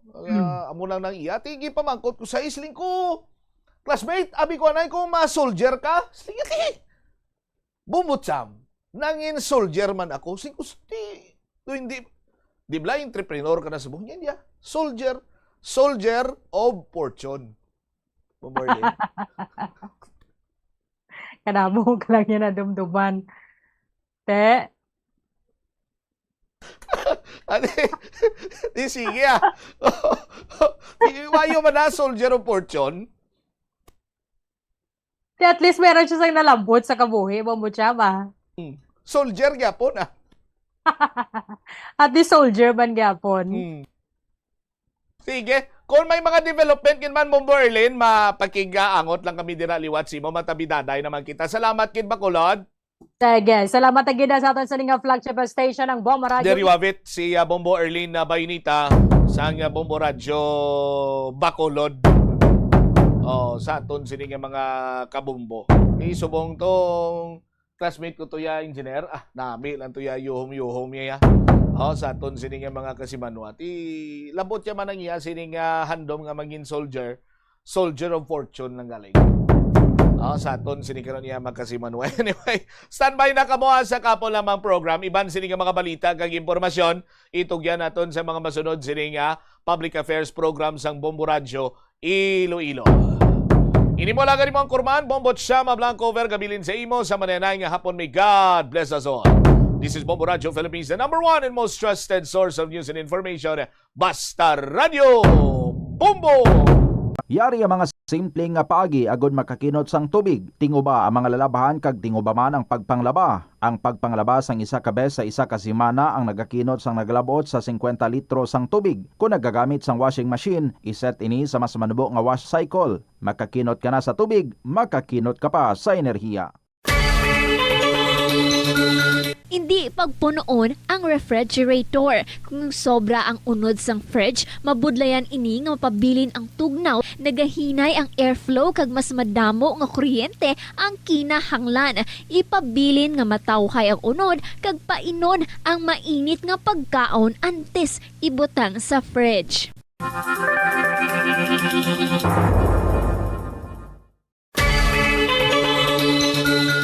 Kung nagaluto ka sa kusina, ipasiguro nga husto ang kadakuon o sukat sang kaldero, kaserola o kalaha sa burner nga ginagamit sa pagluto. Makabulig ini para malikawan ang pag-awas sang kalayo sa kilid kag para mas madasig nga maluto ang pagkaon. Sa sili nga pamaagi, makakinot ka sa konsumo sa gatong kag makapamag-an manini sa mga galastuson. Panugyan na rin sa eksperto kung kwarta ang paghambalan. Apesar limitado ang imo abilidad nga mag-invest, ang gamay nga contribution sa investment accounts ang makabulig sa imo nga maggamit ang earned money nga maka-generate sang dugang nga income. Ikonsiderar ang pagbukas ng retirement account o kung iban nga investment account.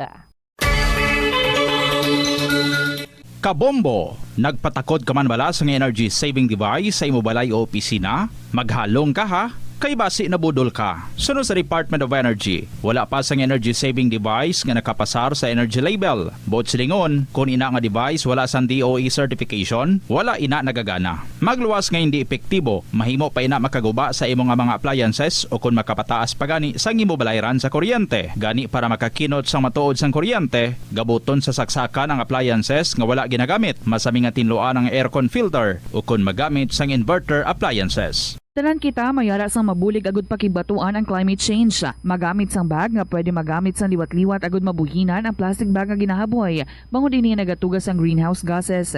Ikaduha, hindi masami magamit sang computer. Kung 4 ka oras lamang sa isa ka adlaw ang imo nga paggamit sang computer, makabuhing ka na sang carbon dioxide emission nga 83%. Ikatatlo, kung malapit man lang imo nga kaladuan, mas maayo nga maglakat o kung magsakay na lang sa bike. Magluwas sa makakinot ka na, mabuhinan pang polusyon nga nagatugas ang climate change. Yari ang isa ka praktikal nga pamaagi agud makakinot sa paggamit sang tubig. Pag-usar liwat sang tubig. Kolektahon ng tubig nga gingamit sa pagpanglaba o kung ang tubig nga nagatulo gikan sa aircon. Pwede mo ina magamit sa Plus Wala de Iloilo. Billboard of Activities for April 19 to 25, 2026.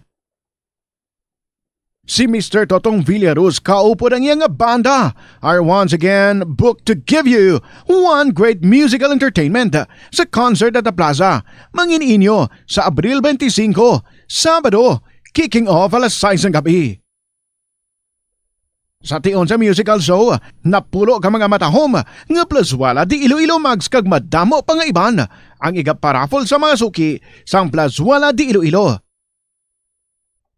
Sa Abril 26, Domingo, ginaagdang tanan nga mangin kabahin sang Eucharistic celebration nga paghiwaton sa Latolda sa among adlaw alas 11 sang aga. Sa tion sang Holy Mass, ipangamuyo naton sa Ginoo nga iatandugon ang kasing-kasing sa mga lideresang warring countries nga pilion ang peaceful means over deadly means to resolve conflicts. Plus Wala de Iloilo, we remain to be one with you in the common hope for a better community and a progressive country in 2026. Limitahan ang pag-charge sang devices. Hindi pagpabayaan nga naka-plug ang phone, laptop o kung tablet kung puno na ang battery. Patyon o kung i-unplug gilayon kung tapos na. Makakinot ini bisan gamay lang per device. Ilabi na kung madamo ang empleyado sa opisina. Yari ang mga simple nga paagi agon makakinot sang tubig. Kaayuha ang mga taga sa tubo o kon hose. Hindi tanan nga taga sa mahapos kagilayon nga makita tungod ang mga tubo o kon hose ang nakalubong sa duta o kon semento nga bahin sang balay. Kung magsigi ang mga tagas nga ini, mahimo nga magalabot sa 10,000 ka litro sang tubig ang mausik sa isa ka tuig. Maggamit sang leak detection tool o kung magkonsulta sa mga eksperto kung may pagpangduwa-duwa nga may tagas sa mga tubo sang tubig agod ini gilayon nga makaayo. Sa eskwelahan, ang pag-practice ng good manners and right conduct ang makabulig sa paghimo sang positive, respectful environment para sa pagtuon. Nagapakita ini sang pagtahod hindi lang sa mga manunudlo kundi mangin sa imo mga classmate kag sa school community. Mag-abot sa eskwelahan on time. Ang pag-abot sang late sa klase kag sa aktibidad ang nagapakita sang kakulang sang respeto sa oras sang iban. Magpamati sa imo maestra o kun maestro samtang nagadiscuss sang lesson kag sundon sang maayo kun may yara sang instructions. Tawgon nga ma'am o kun sir ang imo teacher o kun staff. Kung may pamangkot, ibayaw ang kamot, agud mahatagan ikaw sang kahigayunan nga makasabat.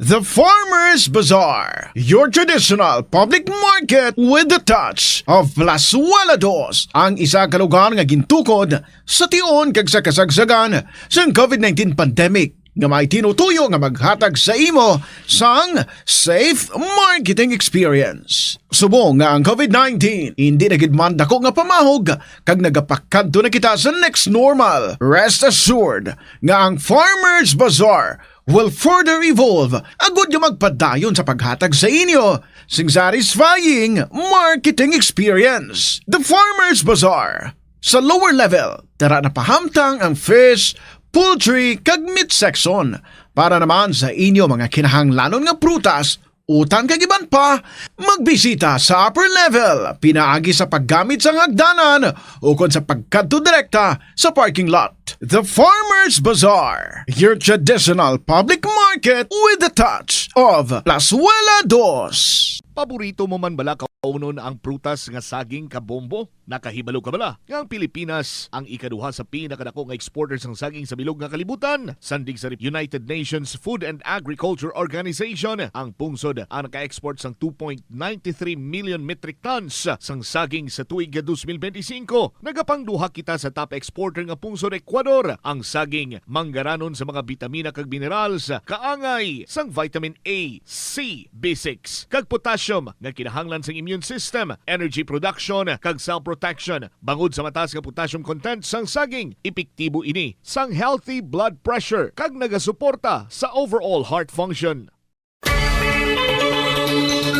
Kung ginbilin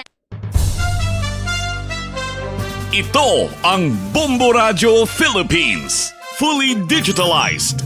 Numero 1 sa balita, komentaryo, drama at serbisyo publiko. Bombo Radio Philippines. Bombo Radio Philippines. Unmatched. Number 1 and most trusted source of news and information. Basta Radio Bombo! Good afternoon sa inyo tanan mga kabombo. Oras na naman para kita ang mag-updanay. This is Tita Regine. Welcome sa Tuesday edition sa kahapon lamang program April 21, 2026. And kabay, well-hydrated kita, meaning damo tubig ang ato nga ginainom, knowing amo sinikasingkal sang init. And see to it, kung halin sa initan, hindi gidayon mag-inom sang cold nga water. Sa warm water, safe na gid kita. And between juices, kag mga sa Tetra Paks or sa mga bottled yung mga juices, safe gid kita sa water. Kumusta na kamo dira? Kumusta man ang mga istorya ninyo? Ang mga kaysaysayan ninyo, nadihon nyo na, kung ready na ina, pwede na nga ma-email sa bombo_iloilo@bomboradio.info or kung ginsulat, ipadala nyo lang sa kahapon lamang program DYFM, Bombo Radio Iloilo, Sky City Tower, Mapa Street, Iloilo City. 9 minutes after 2 o'clock. Once again, this is Tita Regine. Nag-abi-abi gid sa inyo tanan. Welcome sa kahapon lamang program. Kag here's Lindy Katikista with the song Break. Good afternoon and welcome sa KLP.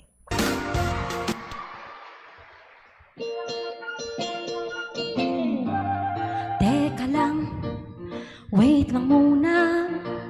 Sobra ka nang umiiksena sa buhay ko. Pwede bang time out muna? Parang napapagod na ako sa'yo. Makakaya ko rin siguro mawala ka kahit sandali. Kahit pa pang habang buhay, kakayanin ko to. Teka lang, wait lang muna. Parang naging sunod-sunuran na ako sa'yo. Pwede bang time out muna? Hahanapin ko lang ang sarili ko. Makakaya ko rin siguro mawala ka kahit sandali. Kahit pa pang habang buhay, kakayanin ko to.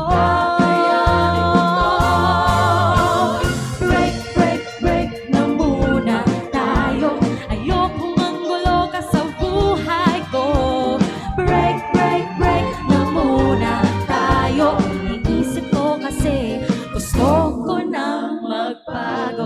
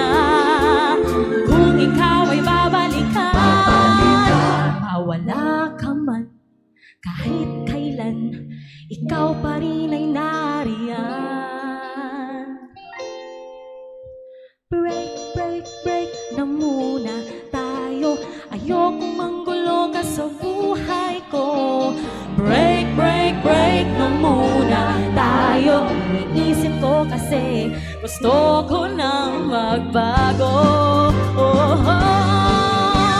Break, break, break na muna tayo. Ayoko manggulo ka sa buhay ko.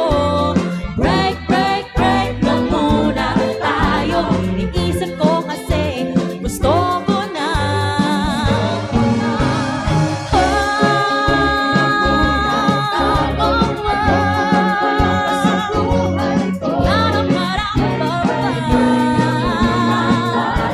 Iniisip ko kasi gusto ko na magbago.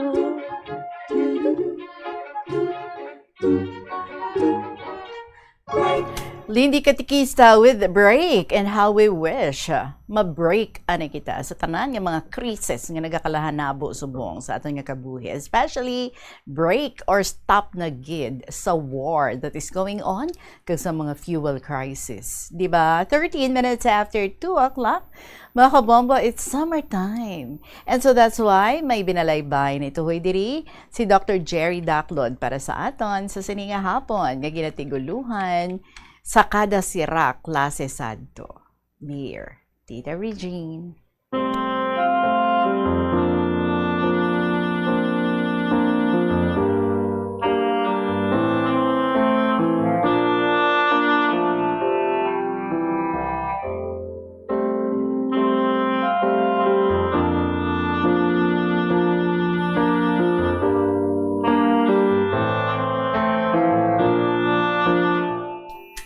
Panamyaw sa imo nga tagpalamati, kag mga tumalanaw. Palihog ako basa sa ning akon kahapon sa kada sira klase sadto sa Martes, April 21 sa imong KLP. So that's today, and so that's why ari na ang iyang binalaybay sa kada sira klase sadto ni Dr. Jerry Daclod Biona. Kada sira ang klase sadto, ako nagapaabot nagadamgo. Kalipay makahampang naman, kaupod iban mga kabataan. Kainit magpinaligo sugudan, makadto dito sa tuburan. Malakat pila ka kilometro o kung dalaganon sa pakadto. Sa diin tubig nagaulway, pagbasya halos wala pa huway. Tubig kanami, mabugnaw, nagaagay-agay, halin ibabaw. Masulhay ang pamatyagan, mapuli, maglinakat naman. Yabukan, pamalhasan, kalawasan, kanami gid, maligo naman. Makadto sa baybayon, mapaayaw paligo dayon. Halin ikapito sang aga, wala panyaga, mapuli, hapon na. Malangoy, malumpat, masalom, hasta panit namon mag-ilitom. Mga bukya, borol kag salabay, agi sa linghod lawas, nagasabay. Pahiran dayon, inusap nga gata, kun lubi matabuan, may ara. Apang kun wala, agwantahon, kay nanay, hindi manugiron. Kun may balon sudan kag kanon, buluaw mata, panit, masunburn. Mapuli, bahaw sa kaldero dalon, maniltig sisi, makuha gid kagutom. Mamunit isda sa kadagatan, bakal ni nanay lukos paunan, makahulik sa mga palangan, sa koring na lang paksyuan. Kun aya ay wala gid hulik, habuyon bato, mga burol gaasik, ila mga parte kalawasak, dala si turko nagtumpilak. Maniro talamnanan, kapunungan, dala tirador nga goma lamang, lumupad gulpi ang umbok, kun kaisa, maigo ang manok. Pitaw, tikling, kurukukok, malaka sa tigbaw ang kukok, pangsuhuton kag panglagson, kapoy nga pispis, mahulog sa hilamon. Bisan ang kurit tiradoron, sa kagamay damhagan dakpon, wala na makita, dugo lang, sa bayo, pula ang makitaan. Duha ka itlog sang pispis na kitaan, dili makatiro sa kamot ginkaptan. Ginugom ko sulod ba kag nabuka, kay nakibot, gadalagan, umbok nakita. Maniod umbok o kun pitaw, kisati ilang bilin, kinaon balabaw. Alimukon duag sa katahom, upod ido, tiglapak, nasiod nakon. Manglaga sa mga halo, saka sa lubi, palumba kami sadto. Tiniro, tirador, naigo sa mata, ginhuptan, hasta, nagdako siya. Sa tamburong mamunit, manglambo, kun matinaw, gurami kag dado. Puyo, pantat kag mga haluan, lubugon ang tubig kag agsahan, or sagahan. Mga isda, gakiliso-kiso dayon. Kami, wala bayo maglusong. Sininggit kag kinadlawanay, gakalamu-mo kag tiklodanay. Ipot karabaw baho sang tanan, sang lawas hasta sa uluhan. Isda masikop 5 o 10, kalipay kay nanay nga ipaluto. Makadto sa kapunungan, manguha bagungo na malhan, bulak nga dalag masili kanami, dala kay nanay sa pinit gali. Sa natong anaman, punong, dako pispis tunga kahoy gahapon, sinuhot, nasungkit, balay ka pala, kinutot, kay turko nga mata. Nakasulod na likupan kawayanan, madamo sa mga kapispisan, mga bayabas, hilaw kag luto, dalag kag berde, sa kadalag ko. Sa teleponan sang tubi, igi madamo, sa kahoy gapilit, ato, dako-dako. Pagtuwad, sa tubig ako nahulog, ginluwas ni Manoy, lutak malubog.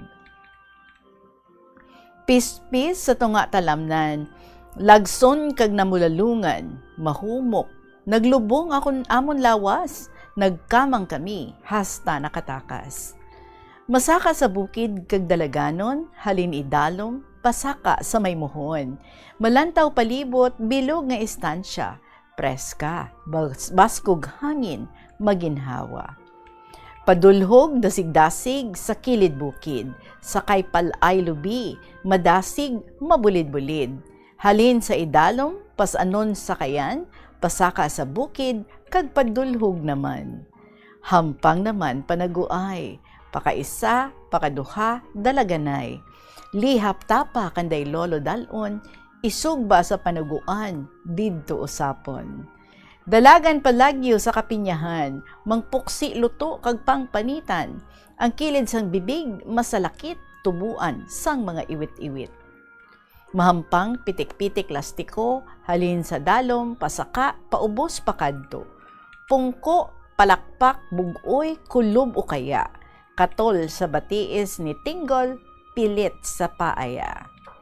Sa gabi nga tama kalinong, wala hangin, manipis nga ulanon. Mabantay kalayo sa balay, lolo namon, san termo, dalag kag asol, kita namon. Masanag ang bulan, may galum, sanggulpi igrab, halin sa ila idalom. Sa santol naglupok, kasanag masilaw, sari-sari duag, kalayo, sang bulalakaw. Initanan, dili ko gid malimtan, kada sira klase, nangin kalipayan, kabuhi isang bata, kag mga naagyan, bilidhon ko, nga mga handurawan. Ginsulat ni Dr. Jerry Daclod Biona, ang Anay Provincial Disaster Risk Reduction and Management Officer sang Iloilo.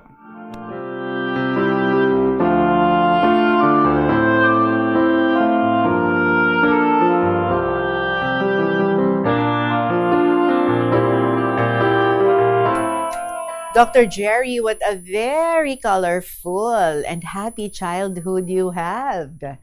Makita gid naton, no? Sige na share mo diri sa aton, as in very active ang mga kabataan sa tutuod, no? Basta summer na gani, may ara pa nga nagapalupad sang burador, hindi bala. Aside sa paghampang sa mga ins sa kung ano pa, wow, ang numero 1 gid. Kung may suba kadto sa to suba kag maligo, kung may dagat kadto sa dagat kag maligo. Kag didto no nagadevelop ang close relationship among peers, among friends nga madalagid hasta magdalalag ko sila. Kag once nga makakit-anay, the first thing nga i-recall ang ilang mga pinagsamahan, ang ilang mga nangin happenings ang una. Kag kun ang iban may mga sinutil pa nga ginapanghimo bao. Numero 1 gid nga istoryahan kag kadlawan na lang. Thank you very much, Gid, sa imong gin-share sa amon sa sini nga hapon. And we know, no, ngati may mga bata pa man, no, sa mga kaumhan, sa mga banwa-banwang who can still do this. Nga mga activities, although sa subong nga panahon do lain na gid yan, no, mas manami tani kung ang ini nga mga activities may experience pa sa ato nga mga kabataan inang ligo-ligo sa dagat. But of course ang mga parents subong niya very worry kag ginakulbaan kay basi malumos ang ilang nga mga bata. If ever magpalaligo, well, they see to it nga tiududupod sila through outings na, through mga lagaw-lagaw na sang family. But anyway, kanami gid nga i-recall ang ini nga mga ginapanghimo sadto saka-saka sa mga punong kahoy kag dalagan-dalagan baho ka mga very typical, no, our age maka-recall pa kita sinaya kag maka-relate pa kita, we do not know ang mga ulihing tubo. Anyway, how we wish nga sila man maka-experience sina kay kasadya gid. 2:23 ang atong nga oras. Salamat sa liwat sa imo Doc Jerry, sa imo binalaybay para sa amon sa sininga hapon. Magapanabalikan kay LP sa gihapon ka upo dinyo si Tita Regine diri lang sa kahapon lamang program. May kilala ka bala nga mga bata nga mahilig sa video games? Nagausik bala ini sang inoras sa paghampang sang iya ginakaadikan nga games? Isa ka pagtuon sang American Academy of Pediatrics ang nagapahayag ngang sobra-sobra o kun inoras nga pagtiner sa paghampang sang video games ang makadulot sang depresyon, anxiety kag manubo nga grade sa eskwelahan. Suno sa mga eksperto, halos 9% sa kada 3,000 ka mga elementary students sa kada pungsod ang makabig pathological o kun addict sa paghampang. Makabig nga pathological o kun addicted ang isa ka estudyante kung nagaapekto na ang paghampang sa iya nga pag-eskwela. Dugang pa sa among nga pagtuon, ang ka-addict sang isa ka bata makapabudlay sa iya sa pagkontrol sang iya impulse. Kaangot diri, ginpanugyan nga dapat hindi magsobra sa isa ka oras kada adlaw ang gastuhon sang isa ka elementary student sa paghampang kag hindi naman magsobra sa 2 ka oras ang isa ka high school student. Mag-observe sang maayo nga load and cargo management sa salakyan. Ang kada 100 kilograms nga unnecessary load, nagapataas ang fuel consumption tubtob 0.5% para sa mga salakyan. Samtang ang pagbuhi naman sang wala ginagamit nga roof racks o cargo boxes ang makakinot sang 2 to 5% bangod sa reduced aerodynamic drag. Dugang pa ang masami. 2:25 ang aton nga oras and basahan natin ang sulat sa isa ka first timer. Diri sa kahapon lamang program. Written, everything in Tagalog. This is from Annalisa, sang probinsya, sang Iloilo. Minsan sa buhay natin, may mga bagay talaga na akala mo ay nakalaan na at mananatili na para sa iyo. Pero pinadaan lang pala ng tadhana para subukin kung gaano tayo katatag. Magandang araw sa iyo, Tita Regine, at sa lahat ng mga nakikinig sa kahapon lamang program. Ngayon ko lang naipadala ang sulat kong ito dahil ngayon lang ako nagkaroon ng lakas ng loob na ipaalam sa lahat ang kwento tungkol sa aking nakaraang pag-ibig at pagkakamali. Dahil sa sobrang pagmamahal at pagtitiwala sa isang tao, ay nakagawa ako ng isang kasalanan. Isang pagkakamali na alam kong walang kapatawaran. Dear Tita Regine.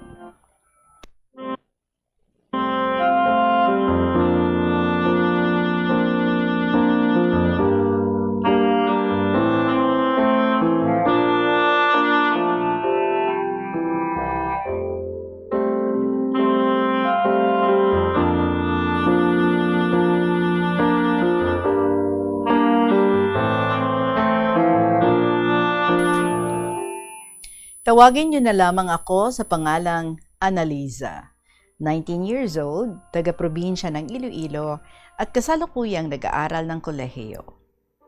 Ang kwento kong ito ay tungkol sa isang lalaking minahal ko ng sobra. Ginawa ng lahat. Sinunod ang mga gusto niya pero hindi naging sapat para mahalin niya rin ako ng totoo. Pero totoo nga ba ang sinasabi ng iba na kahit ibigay mo pa lahat-lahat, kahit gawin mo pa lahat-lahat, ay hindi pa din yun magiging sapat kung hindi kayo ang nakalaan para sa isa't isa. Ang kwento kong ito ay nagsimula noong ako ay nag-aaral pa lamang ng high school. 15 years old pa lamang ako noon nang magsimula akong makaramdam ng pag-ibig. Nasa murang edad pa para maintindihan ang tama at mali. Nag-aaral pa lamang ako noon nang ipakilala sa akin ng aking matalik na kaibigan ang isang lalaki. Medyo mabait naman, kaya kinilala ko naman at naging friends kami, Tita Regine. Palagi kaming nag-uusap tungkol sa mga bagay-bagay at hindi namin namamalayan na lumilipas na pala ang isang araw. Sa tagal naming nag-uusap at pagiging friends, ay napagtanto ko na lamang na nahuhulog na pala ako sa kanya. Ngunit isang araw ay nalaman ko na lamang na naging sila na pala ng best friend ko. Hinayaan ko na lamang sila dahil sabi ko, kung doon siya masaya, ay susuportahan ko na lamang siya kahit na masakit para sa akin na iba na pala ang minamahal niya. Lumipas sa mga araw, hindi na kami nag-uusap, pero okay lang sa akin yun dahil alam ko naman na may pinagkakaabalahan na siya. Hanggang sa isang araw, bigla na lamang akong nakatanggap ng chat galing sa kanya na nagsasabing iniwan na siya ng best friend ko at hindi niya raw kaya dahil mahal na mahal niya ang babaeng yun. Hanggang sa sinabi niya sa akin na kung wala rin namang magmamahal sa kanya, ay mas mabuting tapusin niya na lamang ang buhay niya. Dahil sa ugali kong pagiging mabait at matulungin, naawa ako sa kanya, Tita Regine, at nangako na bilang kaibigan niya ay palagi lang akong nandyan at hindi siya iiwanan. Dumalas ang aming pag-uusap. Palagi ko siyang kinocomfort sa chat kapag alam kong nakakaramdam na naman siya ng lungkot dahil sa nakaraang relasyon nila ng best friend ko. Lumipas ang maraming araw. Hindi ko maalala na nanligaw siya sa akin. Pero oo, Tita Regine, naging kami nga ng lalaking yun. Sa una ay sobrang bait niya sa akin na parang kahit ang mga bituin ay nangangako siyang aabutin para lang sa akin. Nangangako siyang ako lang ang palagi niyang mamahalin. Nangangako siya sa akin na palagi siyang nandyan kahit anumang problema ang dumating sa amin. Pinaniwalaan ko ang lahat ng mga pangakong yon. Naging bulag ako dahil sa pagmamahal ko sa kanya. Ayaw kong iwanan niya ako. Palagi niya akong pinagbabawalan sa mga bagay-bagay. Ang sabi niya sa akin ay ginagawa niya lang daw yun dahil sobra niya akong mahal at ayaw niya akong mawala sa piling niya. Ilang buwan pa lang ang lumipas nang naging kami, ay sinubok na agad kami ng tadhana. Isang simpleng dahilan na ginawa niyang rason para hindi ako kausapin. Naalala ko pa noong araw na nandun ako sa plaza namin, nagkataon naman na napadaan ang tito ko. Dahil close kami ng tito ko, ay binigyan niya ako ng pera para daw pambili ko ng pagkain. Hindi ko alam na nakita niya pala yun at pinagsilosan niya ito. Nang makauwi ako sa bahay ay nag-chat ako sa kanya. Tinanong kung ano ginagawa niya pero ni isang reply ay wala. Nagtaka ako kung ano na naman ba ang nagawa ko para magalit siya sa akin. Hanggang sa lumipas ang isang araw, hindi niya man lang naisip na i-chat ako. Dahil sa sobrang pagmamahal ko, ay yun pala ang nagawa niyang hindi pagpansin sa akin, ay umiyak na ako. Humingi ako ng pasensya sa kung ano man ang nagawa ko na hindi niya nagustuhan. Nagmakaawa na huwag niya akong iwan. Lumipas sa mga araw at naging linggo, nakayanan niyang hindi man lang ako pansinin. Dahil doon ay naisip ko na baka ako talaga ang tunay na may kasalanan kung bakit niya ako pinababayaan. Baka ako talaga ang tunay na may mali. Dahil doon, nawalan ako ng gana sa pagkain. Hindi makatulog ng maayos at palagi na lamang umiiyak. Dahil sa hindi ko kayang hindi kami magkausap, ay humingi ako ng tulong sa isa ko pang kaibigan para lang kausapin niya ako. Nung nagkausap na kami, ay tinanong ko siya kung ano ba ang hindi niya nagustuhan sa mga nagawa ko. At doon niya na lamang sinabi ang about sa tito ko. Nag-explain naman ako, pero hindi niya yon pinaniniwalaan. So, pinakita niyang ugali sa akin ay naging bulag pa rin ako. Ang sabi ko ay baka hindi pa rin sapat ang mga ginagawa kong pagsunod sa mga nais niya. Pero nagkaayos kami pagkatapos naming mag-usap ng masinsinan. Humingi ako ng tawad, umiyak at nagsabi ng napakaraming sorry para lang wag niya akong iwan. Pagkatapos noon ay palagi ko na siyang sinusunod na pag sinabi niyang hindi pwede ay hindi ko na lamang ginagawa. Natatakot na baka pag hindi ko siya sinunod ay baka magalit siya sa akin at iwanan niya ako. Ang best friend ko noon ay hindi na ako pinapansin nang malaman niyang naging kami na ng lalaking minsan niyang inibig. Dumating ang araw ng aking pagtatapos. Nakagraduate na ako ng grade 10 ng may karangalan. Ginawa ko siyang inspirasyon at ang pamilya ko. Gusto kong makaahon kami sa kahirapan at para matupad ko rin ang pangarap naming dalawa na sa pagdating ng panahon ay makabuo kami ng sarili naming pamilya. Isang pamilyang masaya at nagtutulungan sa lahat ng bagay. Minsan kong pinangarap ang buhay na kasama siya, minsan ko ring pinangarap ang sinasabi kong pamilya na kasama siya. Siya, ako, at ang aming magiging mga anak. Nagpa-enroll na ako para sa susunod na pasukan. Sinabi niya sa akin na gusto niya ring mag-aral ulit at para sabay kaming makapagtapos at sabay daw kaming tutuparin ang mga pangarap naming dalawa. Sinuportahan ko siya sa nais niya. Gusto ko siyang parating makasama at para matulungan namin ang isa't isa pag may mga mahirap na gawain sa school. Kaya ayon, nagpa-enroll ako na kasama siya, naging classmates kami. Nung una ay okay siya. Ginagawa niya ang sarili niyang gawain. Kapag may mga bagay na alam niyang hindi niya kaya, ay doon lang siya humihingi ng tulong sa akin. Lumipas ang ilang buwan ng aming pag-aaral. Okay kami. Okay ang relasyon na meron kami. Ang pinagbabawal na niya lamang sa akin ay ang pakikisama sa mga classmates kong lalaki. Sinunod ko siya at hindi gumagawa ng mga bagay na alam kong magagalit siya.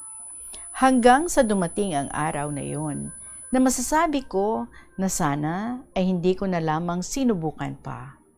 Opo, Tita Regine, may nangyari sa amin.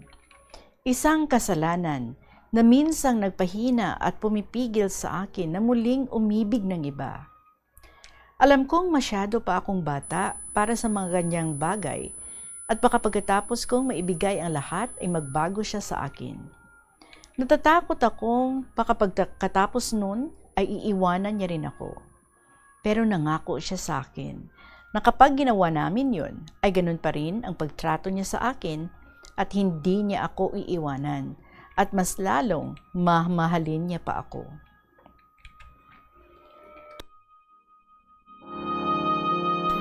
Naging bulag ako sa sobrang pagmamahal, naniwala sa mga pangako niyang hindi din pala matutupad. Isang pangakong sumira sa buhay. Pagkatapos nun, ay sa kanya na lamang sinabi sa akin na sa ilang linggo namin noong hindi pag-uusap, ay nagawa niyang makipag-meet up sa ibang babae na mas bata pa kesa sa akin. Ang sabi ko ay okay na yon. Matagal na naman yon. Okay na sa akin. Basta, huwag niya nang ulitin pa. Nung minsang sinamahan ko siya para mamili, may nagtulong sa kanya kung ano ba daw niya ako. Ang sinabi niya lamang ay kapatid niya ako. Nasaktan ako, Tita Regine, pero nanahimik na lamang dahil baka biro niya lamang yun. Lumipas ang mga araw, linggo at naging buwan, nagbago siya sa akin. Nagbago ang ugali niya, nagbago ang lahat sa kanya. Mas maraming bawal, mas maraming hindi pwede, mas maraming dapat ganito, dapat sinusunod mo ako, dapat ganito ka kasi para naman sa'yo lahat na sinasabi ko. Akala ko, Tita Regine, ay totoong mahal niya ako. Akala ko ay totoo ang nararamdaman niya sa akin dahil na rin sa pinagbabawalan niya ako.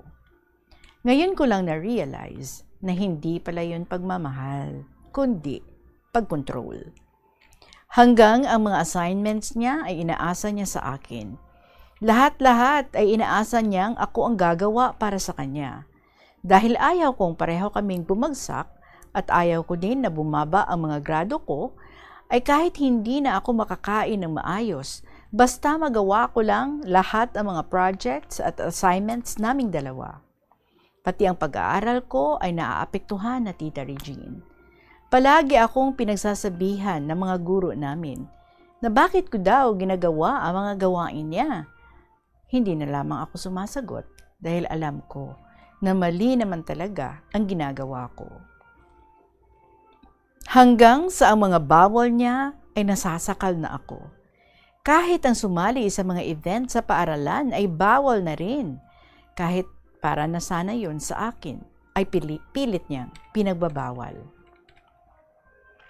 Hanggang sa kaya na niya akong sabihan ng mga masasakit na salita. Mga salita na akala ko ay hindi niya magagawang sabihin sa taong ang sabi niya ay pinakamamahal niya. Dahil doon, unti-unting nababawasan ang pagmamahal na nararamdaman ko para sa kanya, Tita. Nasasaktan ako pag iniisip kong kaya niya pala yung gawin sa akin. Dahil doon, madalas kaming nag-aaway. Madalas na hindi nagpapansinan. Pag pinagagalitan ko siya, ay mas gugustuhin niya na lamang na hindi pumasok. Mas naging malabo ang relasyon na meron kami. Mas naging malabo na magiging kami pa hanggang sa huli. Maraming nagtatanong sa akin na kung bakit daw siya pa ang pinili kong mahalin. Wala naman daw ako maaabot sa buhay kapag ang lalaking nakasama ko ay wala ring pangarap sa buhay. Sinabihan ko na lamang sila na pabayaan na lamang ako dahil mahal ko siya at naisip ko na minsan din siyang nangarap para sa aming dalawa. Tumagal ang aming relasyon hanggang sa dumating ang isang pagsubok para sa kanya at masasabi kong blessing na sana para sa aming dalawa. That time, nag-aaral pa rin kami. First time na late na dumating ang buwanang dalaw ko. Buwanang dalaw ko. Natakot ako at kinabahan at siya ang una kong sinabihan pero wala man lang siyang sinabi na sana para kahit papano ay gumaan ang pakiramdam ko. Nung time na umiyak na ako at tinanong ko siya kung ano ba ang dapat naming gawin. Ano ba ang dapat naming gawin dahil pareho pa kaming nag-aaral. Ang nasabi niya lamang ay ipalaglag na lang kung meron man talagang nabuo. Sinabihan ko siya na malaking kasalanan kung gagawin ko yan. Pero wala na siyang sinagot. Umiyak na lamang siya, kaya nanahimik na lamang ako at sinunod ang sinabi niya. Alas 2:41 ang ating oras, mga kabombo. Balikan natin ang sulatiri sa aton ni Annalisa sa probinsya sang Iloilo. Nagasala ka bala sa imo nga tulunan kag daw hindi ka makahibalo kung ano ang imo nga unahon? Kung magtuon ikaw, siguraduhang anay nga nakakaon ikaw sang maayo, agud nga maka-function ang imo nga utok. Kung gusto mo ang snack, siguraduhan man nga na-preparar na ini antes pa man ang imo study time. Bangod basi, mawili ikaw sa pagkuti sang imo nga pagkaon, kag ma-distract ikaw sa imo nga tulunan. Siguraduhan man nga tapos na ang imo nga olobrahon sa sulod sang balay para nga makalikaw sa interruption, kag para sigurado naman nga maka-relax ikaw kung matapos mo na ang pag-review. Yari ang mga importante kag praktikal nga mga pamaagi agon makakinot sang tubig. Sa kusina, magamit sang yahong ukon labador sa paghugas sang mga ulutanon ukon prutas. Magdesignar sang baso ukon water bottle agud gamiton sa bilog nga adlaw agud indi magsigi panghugas sini kada matapos ang pag-inom. Kung aksidente nga may nahulog nga ice o kunyelo, indi ini pag-ihaboy. Sa baylo, ibutang ini sa mga masitera sang tanom. Kung may bilin man nga yelo o kung tubig sa baso nga ginimnan, tipunon anay ini sa balde, agud ibunyag sa mga tanom antes hugasan. Kabombo, yari ang pwede mo himuon agud makakinot kita sa 2:42 ang ato yung oras, and this time balikan ta na ang sulatiri sa aton ni Annalisa sa probinsya sa Iloilo. So Tita Regine, kahit nalabag sa loob ko, kahit na masakit para sa akin na tanggapin, pero masyado pa akong bata para maintindihan na mali pala yun. Wala pa akong sapat na kakayahan na buhayin kung sakali mang ipagpapatuloy ko. Kaya palagi ko na lamang sinusuntok ang tiyan ko. Humihingi ng tawad sa kung ano man ang ginagawa ko. Humihingi ng tawad sa bata na umaasa na ako sana ang magiging dahilan kung bakit siya magkakaroon ng pagkakataon na makita ang mundo. Pero ako pa itong naging dahilan kung bakit hindi pa nga siya nabubuo ng tuluyan ay tinapos ko na agad ang buhay niya. Nabulag lang ako at nagpakatanga sa lalaking akala ko ay nandyan sa oras na hindi ko na alam kung ano ang dapat kong gawin. Sa mga panahong kailangan ko siya, pero wala. Ako lang itong umaasa. Ako lang itong nagmamahal ng sobra. At yun ang pagkakamali na hanggang ngayon ay nagiging dahilan kung bakit takot na akong makipagrelasyon pa. Natatakot ako na baka maulit kong muli ang kasalanan na matagal ko nang pinagsisisihan. Pero paulit-ulit na bumabalik at nagmumulto sa aking isipan. Mga alaalang kahit na anong gawin ko ay hindi ko magawang kalimutan dahil na rin sa nag-iwan nito ng malaking sugat sa puso ko. Nagalit ako sa kanya kaya naisipan ko na iwanan siya. Hindi dahil sa hindi ko na siya mahal, kundi dahil hindi ko na kayang manatili pa sa taong kahit ang sarili nitong anak ay hindi niya kayang panindigan. Hindi ko masasabing kasalanan niya lamang ang mga nangyari. Alam kong kasalanan ko rin. Alam kong may mali rin ako. Dumating ako sa punto na naisip ko na paano kaya kung tapusin ko na lamang ang buhay ko. Nang sa gayon ay wala nang problema ang dumating sa akin. Sobrang sakit para sa akin, Tita Regine. Nalugmok ako sa kasalanang akala ko noon ay okay lang dahil pareho naman kaming bata pa. Pareho pa kaming nasa murang edad. Pero sa paglipas ng panahon, natutunan ko ang mga aral ko sa buhay. Natutunan ko na mali pala ang mga ginawa ko. Nagsisi ako, pero huli na ang lahat para ibalik pa ang buhay na minsang ako din ang naging dahilan kung bakit ito nabuo at ako rin ang dahilan kung bakit ito nawala. Tunay nga na nasa huli ang pagsisisi.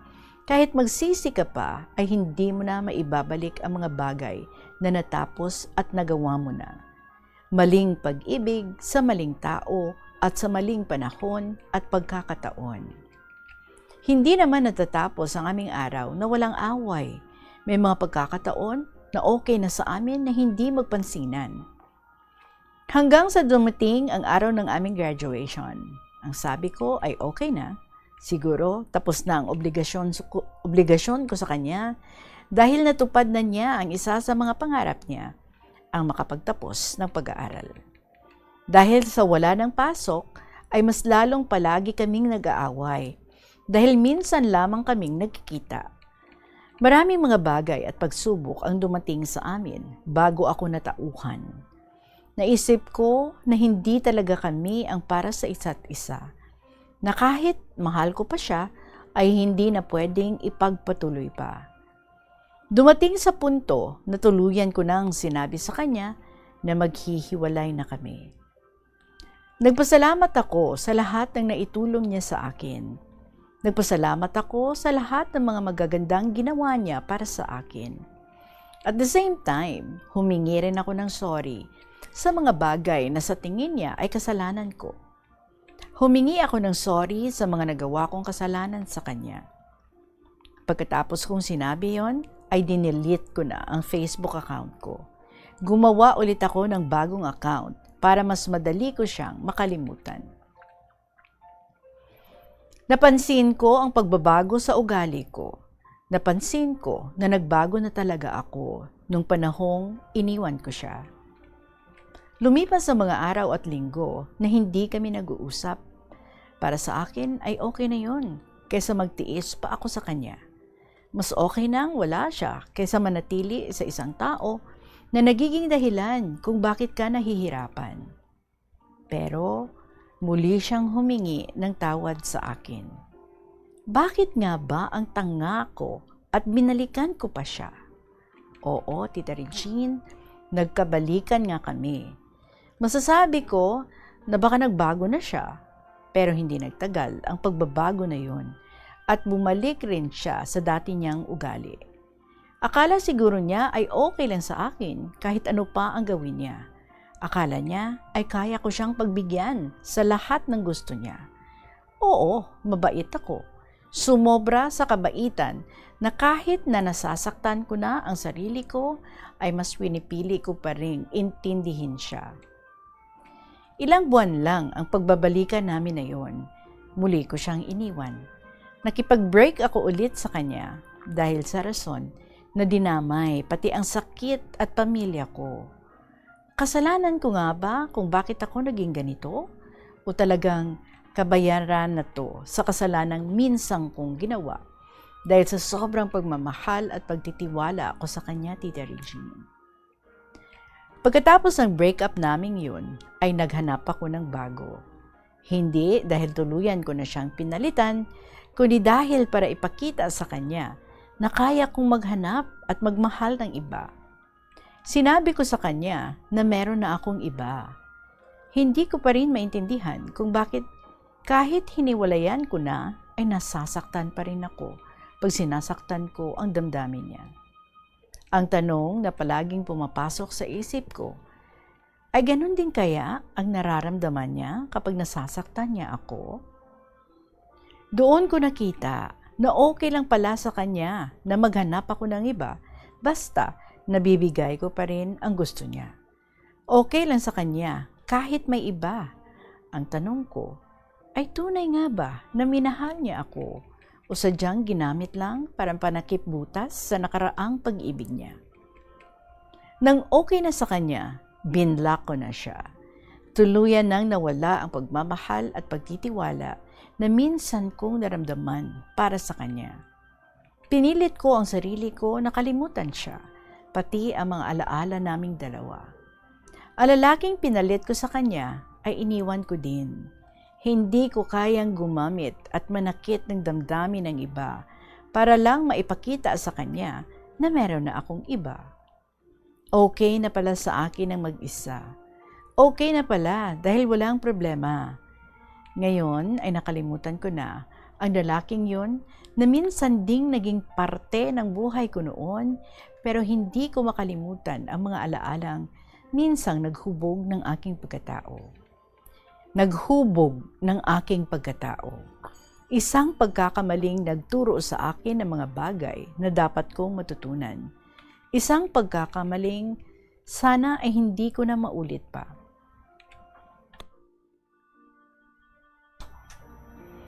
Nag-focus na ako ulit sa pag-aaral ko. Bumalik sa dating ako hanggang sa heto na naman ako. Muling nakakaramdam ng pag-ibig. Oo, Tita Regine, muling tumibok ang puso ko. Isang lalaking medyo makajos.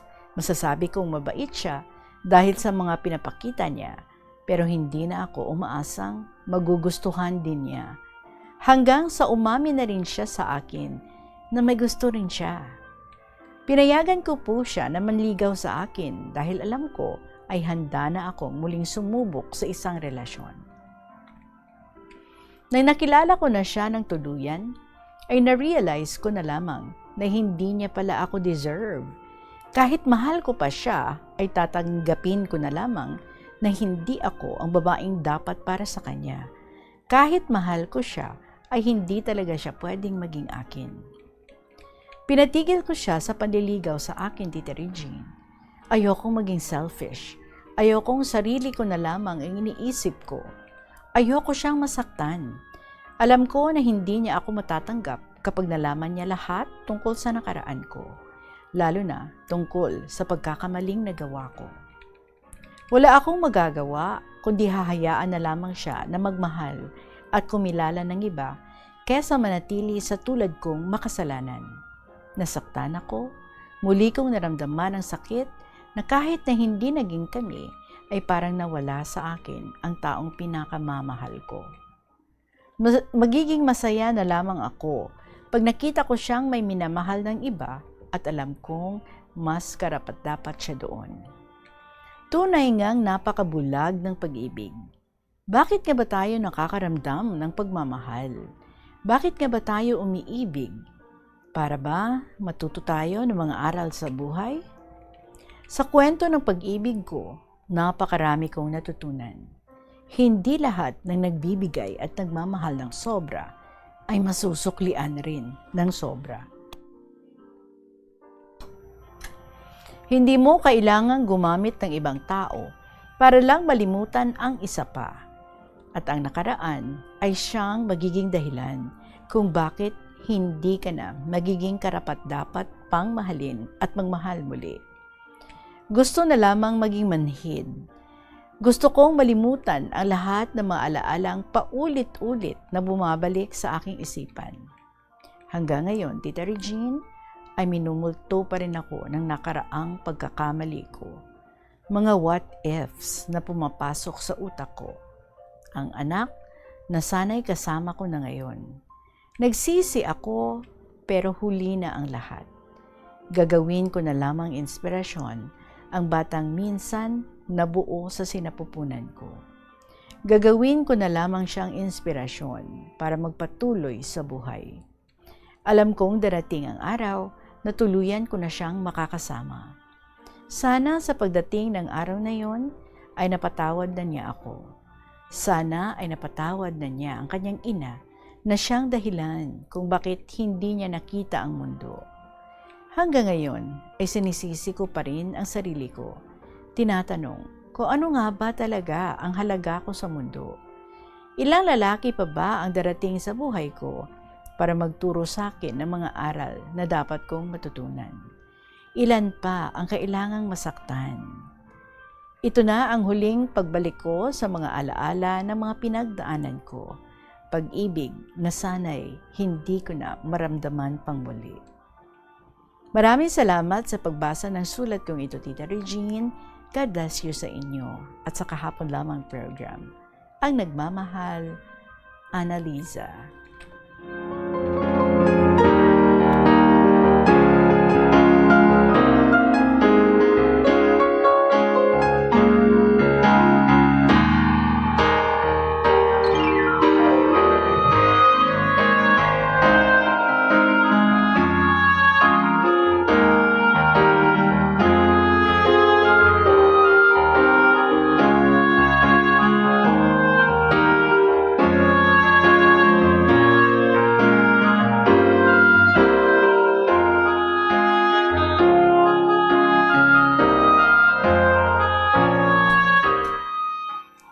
Pain indeed, no, is an opportunity for growth. Only in pains do we grow as a person. But what is a healthy relationship? Sa imong istorya, you said, no, nga nangin, controlling na siya sa imo. Love should not be like that. Hindi bala? you are already losing yourself. Sa inyo nga relasyon, it's becoming toxic every day. But anyway, a healthy relationship at its core, nakasentro ini sa empathy and kindness o kung ang inang pag-intindi, concern mo sa tao, pag-intindi kung ano ang iyang ginabatsyag, pag-intindi sa balatyagon, kag-kindness, kaayo. Also, nakasentro man ang isa ka-healthy relationship sa reliability and commitment. Masaligan, kag komitido. Also, mutual respect for boundaries. Kahibalo ka sang imo nga boundaries kag dapat ginarespeto nyo ina. Siya, respetuhon niya ang boundaries mo, kag ikaw man, respetuhon mo ang boundaries niya. And the ability to work together as a team. Sa isa ka relationship, partners ka mo, team ka mo, hindi ka mo siling nga, ako ya amo ni, ti siya ya amo na. And of course, dapat nag-share ka mo similar values and goals. Magkaangay nga values kag handom. Anyway, overall, no, ang pinaka-essence nga makahambal kita nga healthy ang isa ka relationship is when respect is very much present. Apag respeto ninyo sa isa kag isa. But knowing that when you enter that relationship, you are still very young, siya amo man, and even if no kabalo ka kadamo-damo sa mga red flags, but yet nagsulod ka gid, and along the way, so it seems like ikaw lang yan, no, ang nag-a-adjust sa tanan-tanan kung ano ang luyag niya, kung anong gusto niya, kung ano hindi niya luyag, so tanan-tanan himuon mo para sa iya. Not knowing, no, nga nagakadula ka, you are losing your own identity. And love should not be like that. Especially, no, wala mo ginakontrolar ang isa ka tao. You are supposed to complement each other. And then that thing happened. Nga nag-test gid sang inyong relationship, kag dira mo manakita, no, kung ano siya ng sahi isang tao. When something happens sa inyo, kag may nabuo. And because of your fear, and because sunod-sunuran ka lang gid sa iya, sa ginabalan ka, nga ti, huluga lang na kung may mabuugid man. Sa imo man siguro, no, nga, inabala nga wala ka man sa makaduan, wala ka man sa makapyutan. I was wondering, why did you not tell your parents? Kung inistorya mo ang mga ginikanan mo, who knows, basi kung naintindihan ka nila and na-save pa ang baby. But anyway, as I have said that time, though, siguro garido-rido gid ang imo nga isip. And you're only hoping nga ti suportahan ka niya. Nang sa sina nga sitwasyon, asin sa lumon ka man niya. Kag suportahan, kag mangin very supportive. Nga no matter what happens, he would be there for you. But he showed his truth. Hindi siya luyag to be with you. And the mere fact, no, nga ti nangin amuna ang iyang decision regardless kung ti also bata man siya. But nakita mo kung ano ang iyang truth. And that alone is enough, no, for you to think. I-gamble mo ang future mo sa tao nga amo sina. Well, anyway, overall, you have learned a lot of things. And you said, no, many things nga buo man sa imo as a person, many things nga nagbilin sa imo sang mga butang nga magahimo sa imo a wiser person sa ulihi. Although regrets are still there, especially sa imo nga ginhimo ang isa ka kasalanan. So, I'd like to tell you, go to a priest, confess, so that you would be forgiven, and madula na ang inang guilt sa imo nga kaisipan, and at the same time, start anew. And next time, set your priorities straight and be wise already in getting into a relationship. Annalisa, madamo nga salamat sa imo nga pagpautwas sa imo nga balatyagon, sa imo nga inagyan, sa kabuhi ilabi na gid sa patag sang paghigugma. A minute after 3 o'clock, mga kabombo, madaming salamat sa inyong mga istorya ang ginapakigbahin diri sa kahapon lamang program, and open kita sa pagbaton sa inyong mga luyag nga i-share nga mga inagyan sa kabuhi. Paki-email sa bombo_iloilo@bomboradio.info or sulaton sa gihapon ng mga kasaysayan, and then ipadala sa kahapon lamang program, DYFM, Bombo Radio Iloilo, Sky City Tower, Mapa Street, Iloilo City. Magasunod na ang mga dramas every afternoon after sang KLP. Of course, ito yung Ermitanya, followed by Provincial Jail, kag ang Dear Diary. Balikay kita again tomorrow. Maraming salamat sa inyo. Sa gihapon, ininyong alagad, si Tita Regine para sa kahapon lamang program. Good afternoon and God bless.